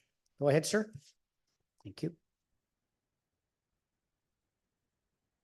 Thank you. Really not a question, but just to confirm, not that there's any need to confirm what Samantha said, but just wanted to tell you that I've been personally involved as the mayor of the city of Brantford in a meeting that we had with representatives from the County of Brampton, both school boards, and Samantha and other staff from the GRCA. And it was a very useful and productive meeting, and that we're going to continue the discussions. We're all all the stakeholders were committed to trying to see a program continue at Apps Mills, and hopefully in the fall, we'll be able to come back to you with a solution to at least the issue involving Apps Mill. All right. Thank you, sir. Anything further on that? I'll call the question. All in favor? That is carried. Thank you. Finally, I have a motion to the motion that the meeting of the general membership be adjourned. Moved by sure. Go ahead. Yeah, I'm sorry. Go ahead. Yeah, if staff could come back to the board on the question of how long we permit delegates to speak. I think 5 minutes is probably satisfactory versus 10 minutes. I've appeared in front of a number of councils during my career, and typically it's 5. Same with legislative committees. And I know probably the majority of council members around this table probably have a 5-minute limit. Probably something for the board to consider at the appropriate time. Yeah, I think it's definitely worth reviewing. And the other thing that we have as a component, if you have a group, right? If you have a group, they get 10 minutes, but that can be like 5 people. So so can we take that back to look at delegation timeframe? Yep, absolutely. And so there would be there would be an individual, and then there would be like an organization or a group that might get 10 minutes, but it's bigger. All right. Thanks for that. So the motion is that did I do this? That the meeting of the general membership be adjourned. Moved by Sean, second. I'm just making sure. Okay, go ahead. Did somebody else have something else? Guy is showing off a new pen. Christine, go ahead. Real quick, we had a delegate with Hillside. So I just wanted to ask staff if it was possible, if there's any creative thinking. I understand the fees are the fees. However, there was another line item there that was added on. And I was just wondering if staff would be taking that back and trying to work with them to see if there was something they could do to reduce the costs. So through you, Chair White. So under our fee policy, we actually speak to this type of request. Technically, they're supposed to be sent in 30 days in advance in a certain letter of intent. And then it's within the scope of authority of the manager of conservation area operations to approve any type of discount request. Interestingly, the Hillside Festival, the person who attended today as the delegation has actually already signed back the contract with the rates. So it's interesting that the discount request came after they've already signed the contract. However, I can follow up with the manager who has the responsibility under the policy. She had to leave. So I can speak to her and have further conversation with her about this. Okay, thanks for your help. And maybe if it's not for this year, maybe next year, something like that. Okay. Okay, go ahead, Sean.